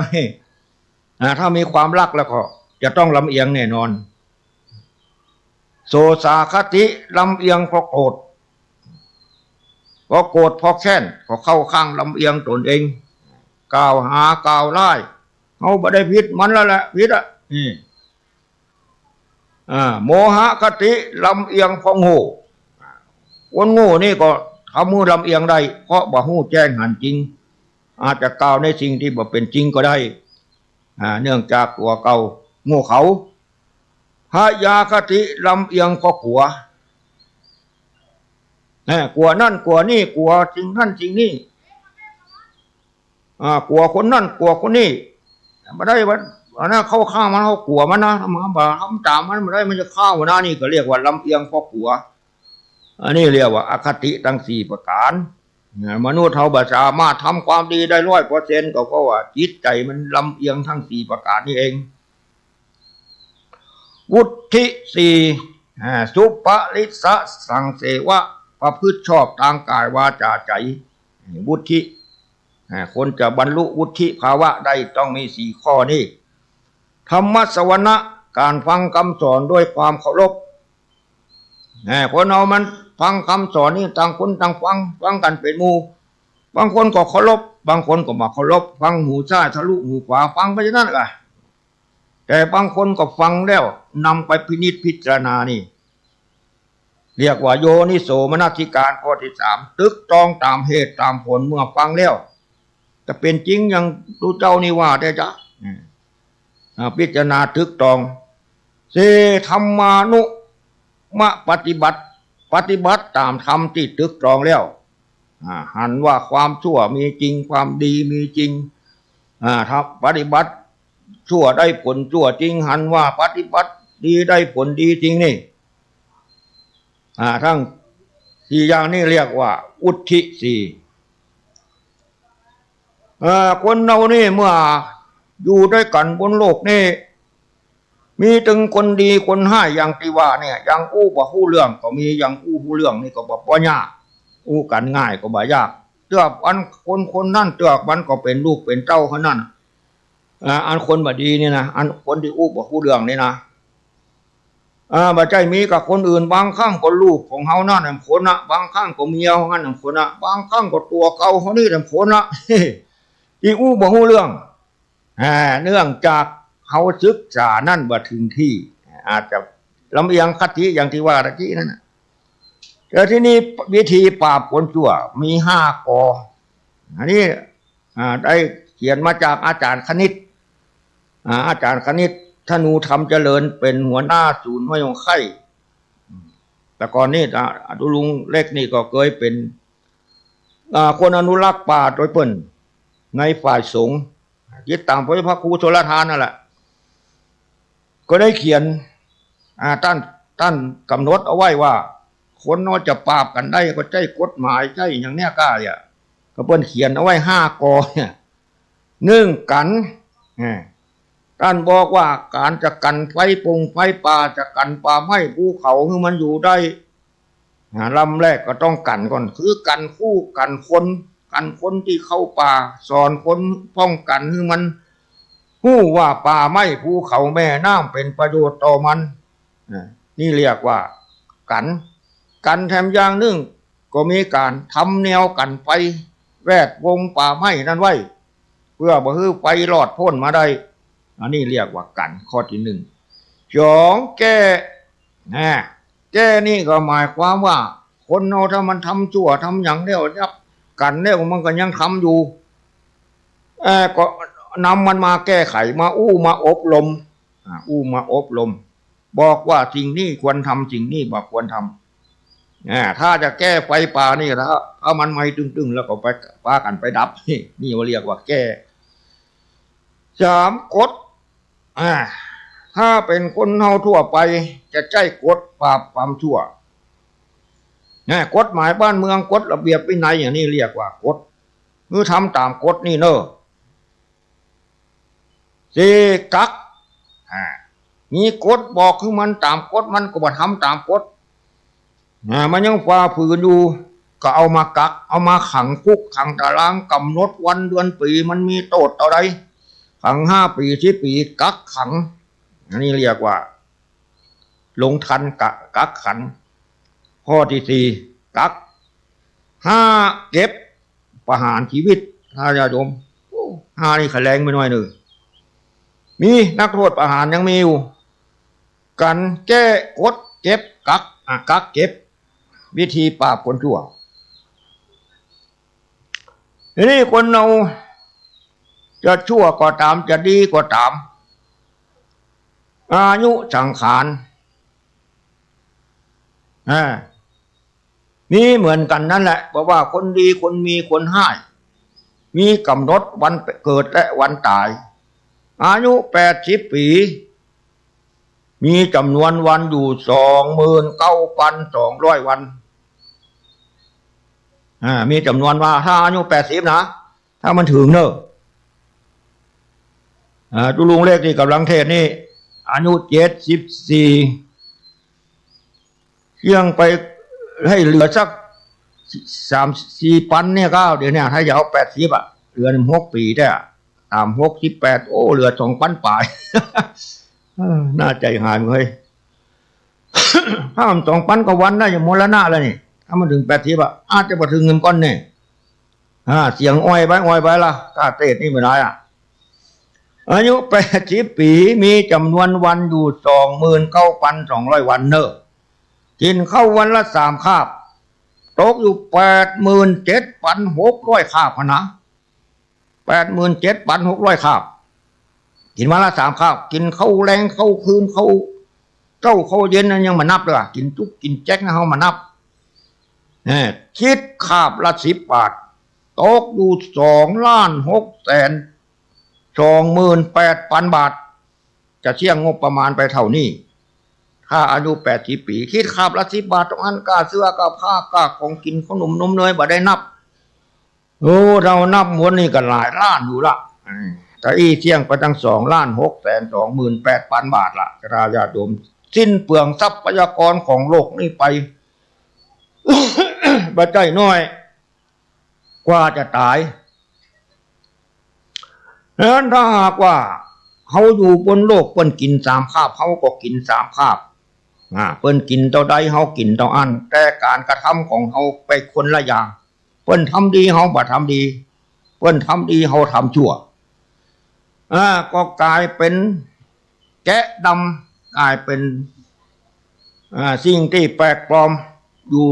กับกระแสคนในสังคมเป็นที่น่าเกลียดน่าชังก็กลายเป็นกฎหมายบ้านเมืองเราถึงวันนี้ก็เพราะต้องมีกฎหมายก็เพราะมีคนประเภทนี่ละกินข้าวเน่าในต้องนี่ละอันบ่ยอมทำคุณงามความดีเพราะว่ามันคิดว่ามันบ่ตายง่ายๆกูจะอยู่จะกินไปอย่างเนี้ยถึงวันนะความตายบ่ได้เกิดขึ้นแก่กูแน่นอนคิดว่าอย่างนี้มันก็เลยบ่สร้างคุณงามความดีอย่างไว้เพื่อพาข้างตายเลยมีชีวิตวันนี้เพื่อวันนี้คนใดที่ไปพิจารณาความตายเนืองๆพระพุทธเจ้าที่ได้พระธรรมคำสอนมานี่ข้อแรกพระองค์นึกถึงความตายนี่แหละได้หันคนแก่หันคนแก่หันคนเจ็บหันคนตายที่ว่าเทวทูตทั้ง5นั่น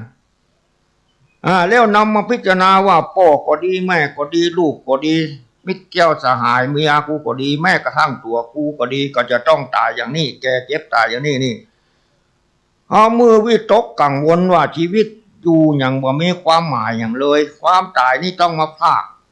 ทุกสิ่งทุกอย่างเขาไปหมดนี่ความคิดอันนี้เกิดขึ้นความตายนี่มีอยู่4 อย่างความทุกข์เกิดจากความตายนี่นะ1วิตกกังวลถึงคติเบื้องหน้ากังวลคติเบื้องหน้าอยากหันโลกนี่ต่อไปในวันข้างหน้าอยากหัน10 ปี20 ปีข้างหน้าว่าจะเป็นอย่างไรมาเดี๋ยวนี้โลกบ้านเมืองเจริญถึงป่านนี้ มีหูทิพตาทิพมีเครื่องบินเครื่องร่อนมีอาหารการกินอุดมสมบูรณ์โอ้ทิพปี20 ปีไปทางหน้านี่จะเจริญกว่านี้สักป่านใดหาเนี่ยเมื่อเขาคิดอย่างนี้เขาก็เลยบ่อยากตายอยากหันลูกหันหลานของเขาคนนั่นคนนี้จะเลวฉลาดถ้าจะได้เป็นผู้ว่านายอำเภอเนี่ยความอยากเหล่านี้เรียกว่าคติเบื้องหน้าเลยบ่อยากตายเมื่อความตายเกิดขึ้นก็ต้องเป็นทุกข์2คติเบื้องหลัง คติเบื้องหลังนี่หมายความว่าคิดถึงทรัพย์สมบัติเข้าของเงินทองอันที่ตนหามาได้เงินฝากธนาคารก็ดีรถหรูเมียงามก็ดีผัวรอก็ดีสมบัติพัฒฐานตั้งหลายตั้งปวงที่มีอยู่ในความครอบครองเนี่ยเขาจะตายจากมันอย่างนี้คิดถึงมันเหล่านี้เลยเรียกว่าอะไรในสิ่งที่มีอยู่แล้ววิตกกังวลถึงคติเบื้องหลัง3ความตายนี่มันมาพรากความตายนี่มาพรากเอาทุกอย่างไปเอาความสุขทุกอย่างไปความตายนี่มันมาพราก4จำใจตายจำใจตายทุกคนจำใจตายกันที่ห้องยาวะน่ะไปถึงห้องยาบ่อยากตายหามไปห้องยาบอกว่าจะย่าได้หมอเพื่อหมอตามใจหมอจะจัดการน่ะก็ละถ้าหมอเอาแล้วก็เช็ดนี่คติทั้ง4ประการนี่เป็นทุกข์อันนั้นทุกคนมันภาวนาถึงความตายไว้บ่อยๆเหมือนเวลาต่อใดเราพูดเดี๋ยวมานี่ผมเบิร์นตัวกายนี่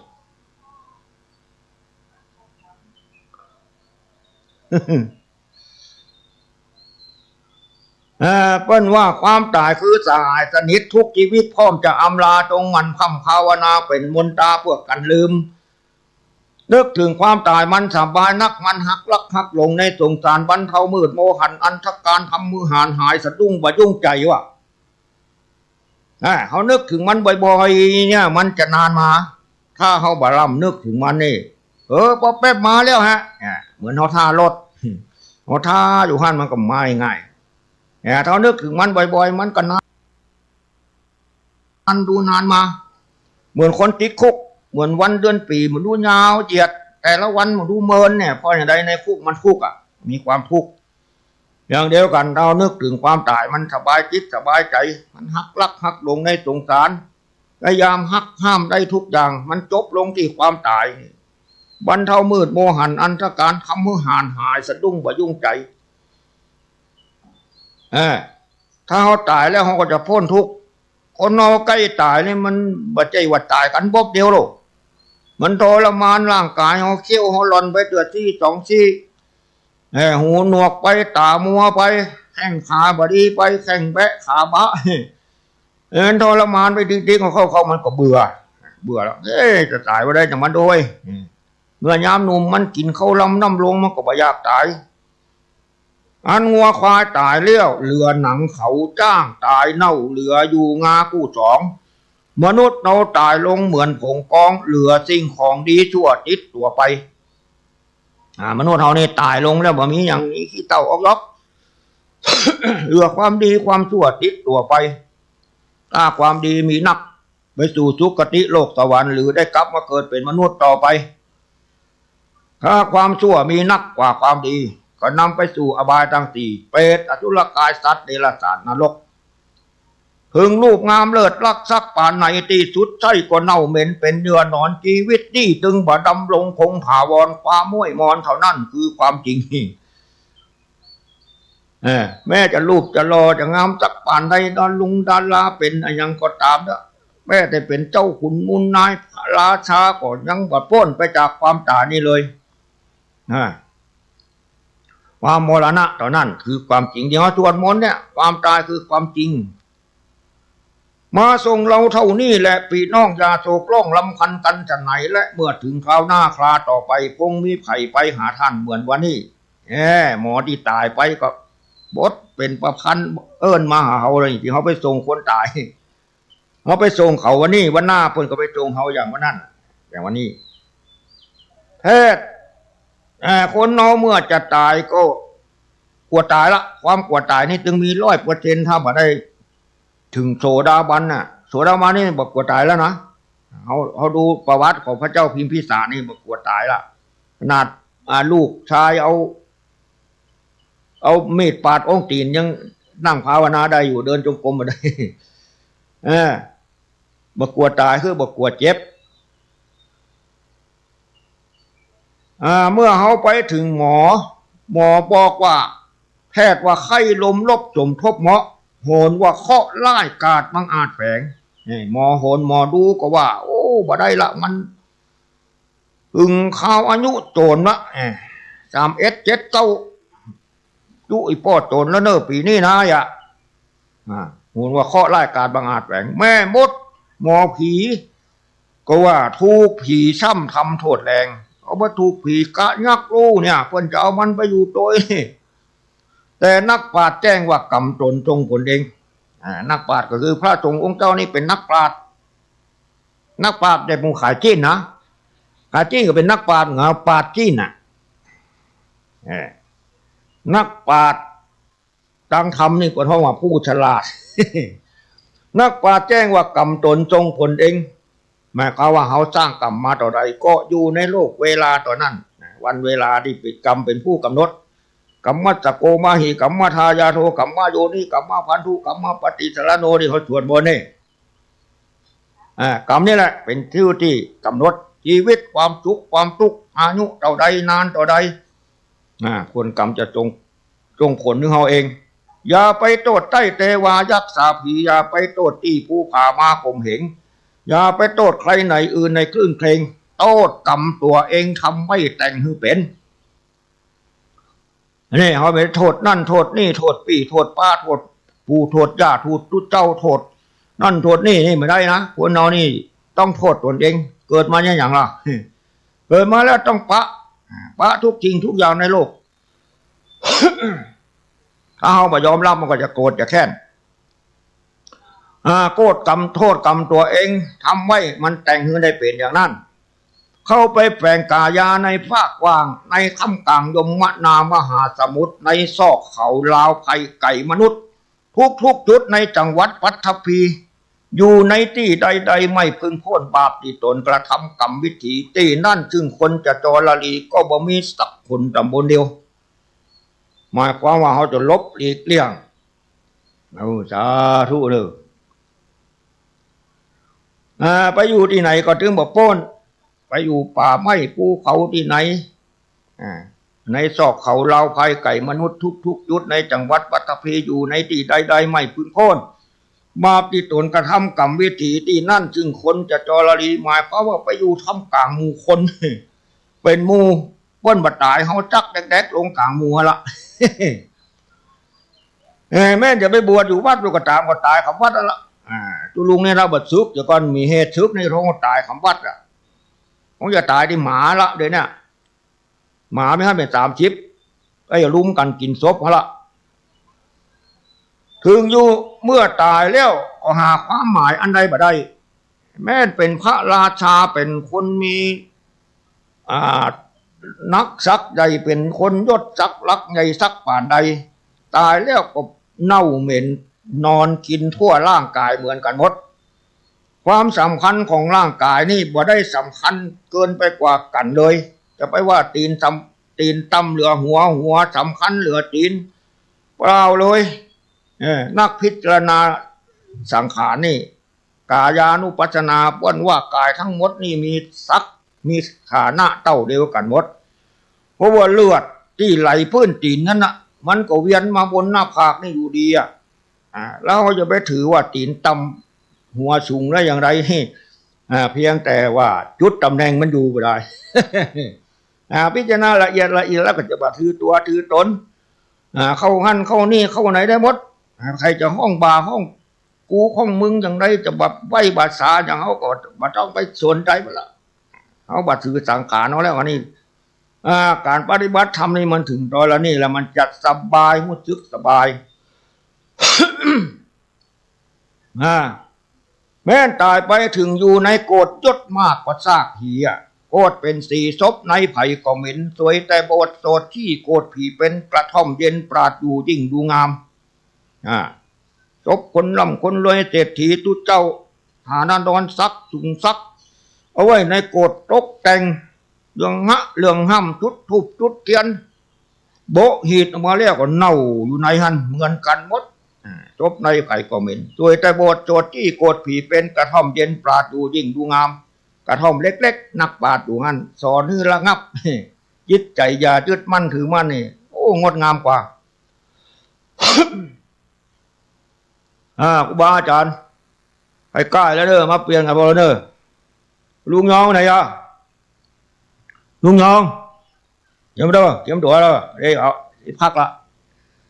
กระท่อมเย็นปราดอยู่ยิ่งดูงามโลกหมุนเวียนเปลี่ยนไปไม่คงที่ป่าเดียวดีป่าเดียวไล่ลายสถานทั่วโลกาผ้าลั่นเหมือนสัญญาณยมพบาลผ่านมาทุกนาที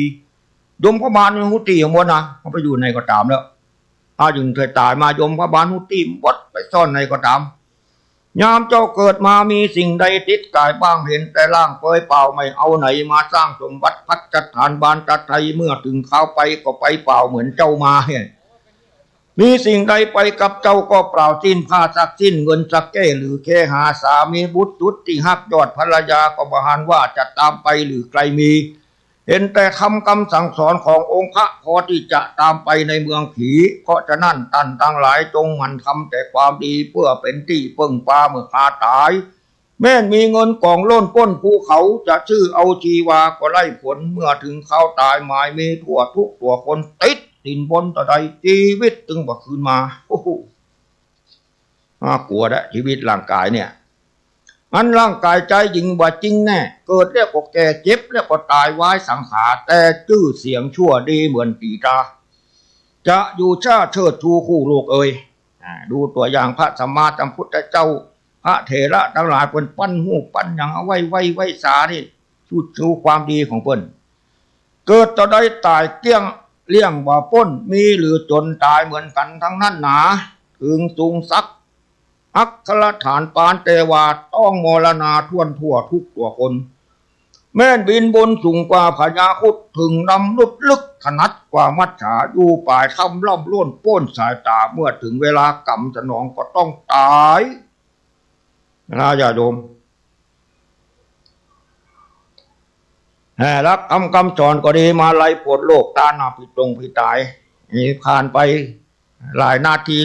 เป็นชั่วโมงแล้วก็บ่หุบปวดคนงานแล้วหวังใจว่าชราญาติโยมจริงไหนที่มัน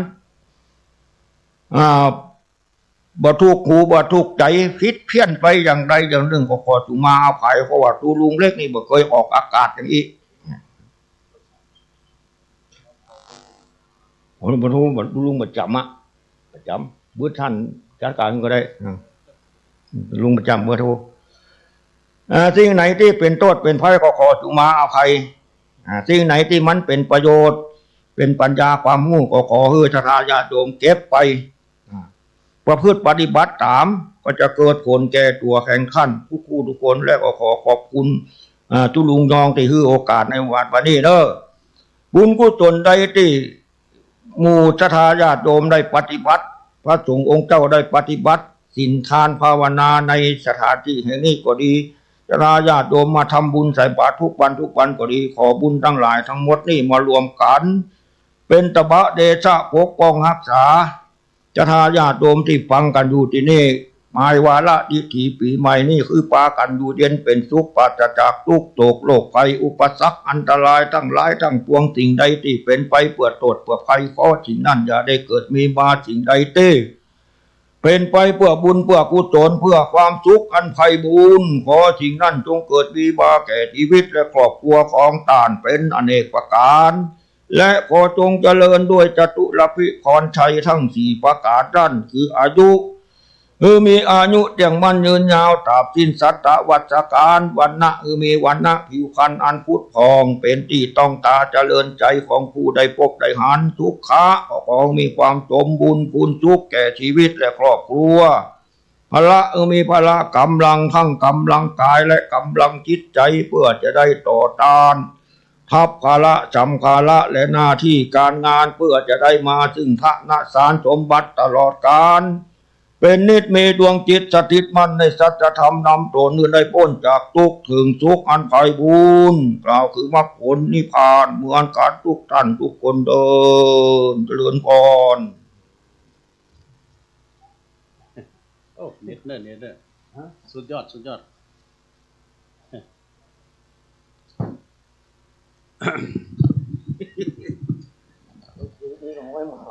ศรัทธาสาธุชนญาติโยมได้ฟังพระสัทธรรมเทศนาตุลุงเล็กอันนี้ต้นตำรับน้ำยาต้มสมุนไพรตุลุงเล็กก็มาทำมาโอ้ยหลากหลายเนอะสุดยอดเบอร์โทรตุลุงนะมีไหนเนี่ยแล้วเราเปิดเบอร์โทรก็ได้หรอเดี๋ยวฮะบื้อจะบอกเนาะก็ตุลุงเพิ่นมาเทศธรรมมาลัยโพดโลกเป็นธรรมบักเก่าแต้ๆหน่อยยาวหน่อยแล้วเพิ่นก็อธิบายตั้งธรรมไปนะแล้วก็มีคติธรรมหลายอย่างด้วยกันตุลุงเพิ่นก็ได้เพิ่นก็ถล่มตัวเพราะว่าจบป .4 ไม่มีเส้นนี่ดู ก็ในน้ำจิตน้ำใจตุลุงนี่โอ้ยเกินร้อยเนอะสำหรับตุลุงนี่ก็ไปปะเปิ้นสนทนาธรรมกับเปิ้นพุทธมสมัยดอยนางแก้วล่ะตุลุงเล็กเปิ้นก็เอาน้ำยาต้มไปเปิดมีห้านเตื้อนี่เปิ้นมาปักกันครั้งแรกตุลุงเล็กนี่เอาเสตังใบใบปันนี่นะ5 ใบอ่ะอันนี้ตุลุงขอหอมเนยนะโอ้ก็ว่าตุลุงนี่ฝาดขนาดด้วยนะ ใจถึงนี่กะหอม5 ใบเนี่ยตุลุงชนท่านพระครูชนว่าโอ้ตุลุงเล็กอ่ะวัดป๊อกเลยเนี่ย แต่ตุลุงเบิ้ลได้ให้ได้หอมตอนที่สร้างพระธาตุดอยนางแก้วอีกอะต้องขอขอบคุณเนอะในเมตตาธรรมหลวงพ่อตุลุงเล็กมาณโอกาสที่นี่เป็นอย่างสูงเพราะว่าจะเปิดสายเปิ้นโมเบอร์โทรของเปิ้นวะเนี่ยเบอร์โทรของเปิ้นนี่เปิ้นบอกโอ้เบอร์สั่งบอกนะไอ้เนี่ยตุลุงจัดการให้กำด้วยไอ้วะตุลุงก็บอกโอ้เบอร์โทรเปิ้นน่ะเดี๋ยวจะเฮือนทุปีตะวันน้ำหอเบอร์โทรตุลุงเล็กหรอกแต่คนพอร้อนเบอร์อย่างเดี๋ยวจดมาให้ตุลุงครับ ญาติโยมก็ค่ำคืนนี้ก็จะเป็นคืนรองสุดท้ายแล้วงานเข้ากรรมปฏิบัติธรรมของคณะสงฆ์ตำบลสันทรายแล้วก็พระนักจัดรายการเปิดมาประสุมจุ่มนุมนะสโมสรการที่ห่วงแก้วทั้ง3 อารามของวัดโสภนารามเปิดก็จะมีการเข้ากรรมปฏิบัติธรรมกันวันพรุ่งนี้จะเป็นวันแห้งวันดาเด้อเป็นวันแห้งวันดาแล้วก็วันสุดท้ายเป็นวันที่31เนาะ31เป็นวันสุดท้ายนี่เขาก็จะมีการตันไส้ตันแตนเนี่ยนะตามจารีตที่น้อยครูบาอาจารย์ที่เคยทำกันมานะจะได้สู่มากาลวะพระสงฆ์ผู้เป็นประธานตามจารีตที่น้อยบางครั้งบางทีนั้นเขาอาจจะได้ล่วงล้ำกำเกินเปิ้นด้วยกายกรรมวจีกรรมมโนกรรมได้ยกติดต่ำย่ำที่สูงประกาศอะไรได้ยกที่ต่ำได้ย่ำที่สูงเขาได้สู่มากาลวะแล้วก็จะได้ก็จากได้กันตัวใหญ่กันอะไรนี่เอานี่ก็จะได้มีการตานไส้ตานแตนการตานไส้ตานแตนนี่ญาติโยมเพิ่นบอกว่าเขาอาจจะได้ไปเข้าวัดเฮือวัดห่างที่เปิ้นนั้นเป็นวัดห่างไปเก็บผักไปหักหน่ออีหลกไปหันว่ามันหม้อก็เก็บเอามาเป็นส้มซุปลูกไม้เป็นเห็ดเป็นหอนอย่างก็ดีนะ ที่อันอยู่ในวัดเฮือวัดห่างเป็นพริกแดงกาบะ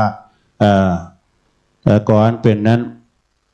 พริกแดงก็ดีนะก็เฮาก็ขอให้เปิ้นได้มาตานไส้ตานแตน ในวันสุดท้ายเนาะฉะนั้นก็คณะศรัทธาญาติโยมทั้งหลายอันนี้เป็นเบอร์โทรของตุ้ลุงเล็กตัวพี่ตะวันเพิ่นเขียนมานี่ละเดี๋ยวรอตุ้ลุงเล็กก่อนเนาะตุ้ลุงเล็กไปทำธุระส่วนตัวเดี๋ยวตุ้ลุงเล็กมานี่เต็มกรรมนะลูก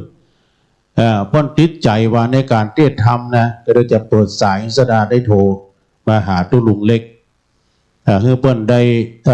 เพราะว่านั่งก็ปวดเอวแล้วนี่ปวดก้นเลยนั่งบนได้เป็นชั่วโมงหรือเกือบ2 ชั่วโมงละตุ้ลุงเล็กมานั่งอู้นางจ่าเทศน้ำเทศธรรมไปอันนี้เปิดตัวนึก คลื่นวงการในคลื่นลูกใหม่ในวงการเทศ ตุ้ลุงเล็กเนี่ยใจธรรมดานะใจถึงใจเกินร้อยหน่วยจู่โจม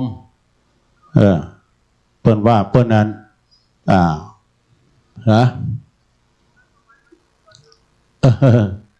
จะไปใส่หลวนนักว่าตุ้ลุงว่าน้ำยามาดึงออกแล้วการว่าไผ่ใครอยากกินน้ำยาจิบน้ำยาก็เจิญได้เด้อศรัทธาญาติโยมในค่ำคืนนี้ก็จะมีพระธรรมเทศนากัดใหญ่กัดหลวงเป็นพระธรรมเทศนาเป็นดำคืนนึงเนาะคืนนี้คืนสุดท้ายบัดเดี๋ยวนี้สาธุเจ้าเพิ่มมาเพิ่มเติมวัดห้วยงูนอกโดยนี่นะเนาะหลายวัดที่เพิ่มมากางเต็นท์เพิ่มเติมกันเข้ามาก็ต้องขอถวายการต้อนรับครูบาอาจารย์ตัวนะครับแล้วก็ขอบคุณทางคณะพระครูบาอาจารย์ตุพี่ตุน้องเฮาที่เปิ้นได้มีอัธยาศัยไมตรีจิตต้อนรับคณะครูบาอาจารย์เป็นอย่างดีแล้วก็โดยเฉพาะท่านเจ้าวาดท่านพระครูศรีพระครูศรีรัตนะเปิ้นก็เป็นเจ้าอาวาสแล้วก็รัตนคุณสุมาแล้วเมื่อใดก็ลืม เมตตาธรรมท่านแต่ได้ตอนรับตะกี้เปิ้นว่าโทษถวายเพลวันนี้เพลก็มีนักหนาป่าป้านเด้อเปิ้นก็เอามากันเป็นลายนี่พระทหารเพลวันนี้ก็มีนักเมลายจากกี้ก็ได้รับความอนุเคราะห์เมตตาจากคณะพระสงฆ์ที่เปิ้นเดินทางมาเปิ้นบ่ได้รับบ่ได้นอนเปิ้นมาตานแล้วก็เปิ้นจะปิกไปอาจารย์ท่านพระครูสัทธิสารคุณท่านเป็นเจ้าคณะเป็นที่ปรึกษาเจ้าคณะตำบลน้ำดิบเจ้าวาดวัดหนองผาขาวพร้อมพี่น้องศรัทธาหนองผาขาวไอ้แก้วก็มา1 ลำรถตู้มา1 ลำรถตู้แล้วก็อาจารย์วรรณชัยชยานันโทโดยติดตามลามโดยมาอาจารย์พระครูกัลยาณปราโมทนี่เพื่อกดติดงานนะเนาะเปิ้นเป็นเจ้าคณะตำบลโดยหล่อเขต1นะก็ภาระหน้าที่ก็ลัดกลุ่มกันเข้ามาวันนี้เปิ้นประชุมการที่วัดประธาตุดอยน้อยดูตุลุงเป็นเจ้าของพื้นที่แท้ๆไม่เว้เพราะว่าท่านพระครูอภิวัฒนวิกรมบอกว่าตุลุงอยู่นี่เนอะแล้วก็เปิ้นก็ปิกไปประชุมวันพุธก็มาแหลมละนะวันพุธนี้เปิ้นก็จะมาที่เนี่ยมานอนดับคืนสุดท้ายนะฉะนั้นบรรดาพี่น้องศรัทธาญาติโยมเนาะหรือว่าใกล้เคียงก็ดีพี่น้องห้วยงูนอกห้วยงูกลางห้วยงูในแล้วแวกใกล้เคียงเอิ้นไปทางพี่น้องเวียงหวายตัวเนอะป้อมองพี่น้องทางเวียงหวายป้อมองเขาก็ดีได้ยินข่าวว่าวันพรุ่งนี้คุณดังพ่อหมออินทร์แม่จงดีเชื้อกันทานี้เพิ่นจะเอาขนมครกมาเปิดโรงทานโดย แต่เพื่อจะมาร่วมทำบุญโดยนะพ่อหมออินทร์แล้วก็แม่จงดีพอเลี้ยงนั้นลงโดยนะพอเลี้ยงนั้นลงถ้ามาตอนเช้านี่จะปะปะกันเด้อเอาว่าช่วงเช้านี่ตุลุงเขาก็จะไปที่วัดศรีภูมิมานี่ก็ปุ่นลำปาง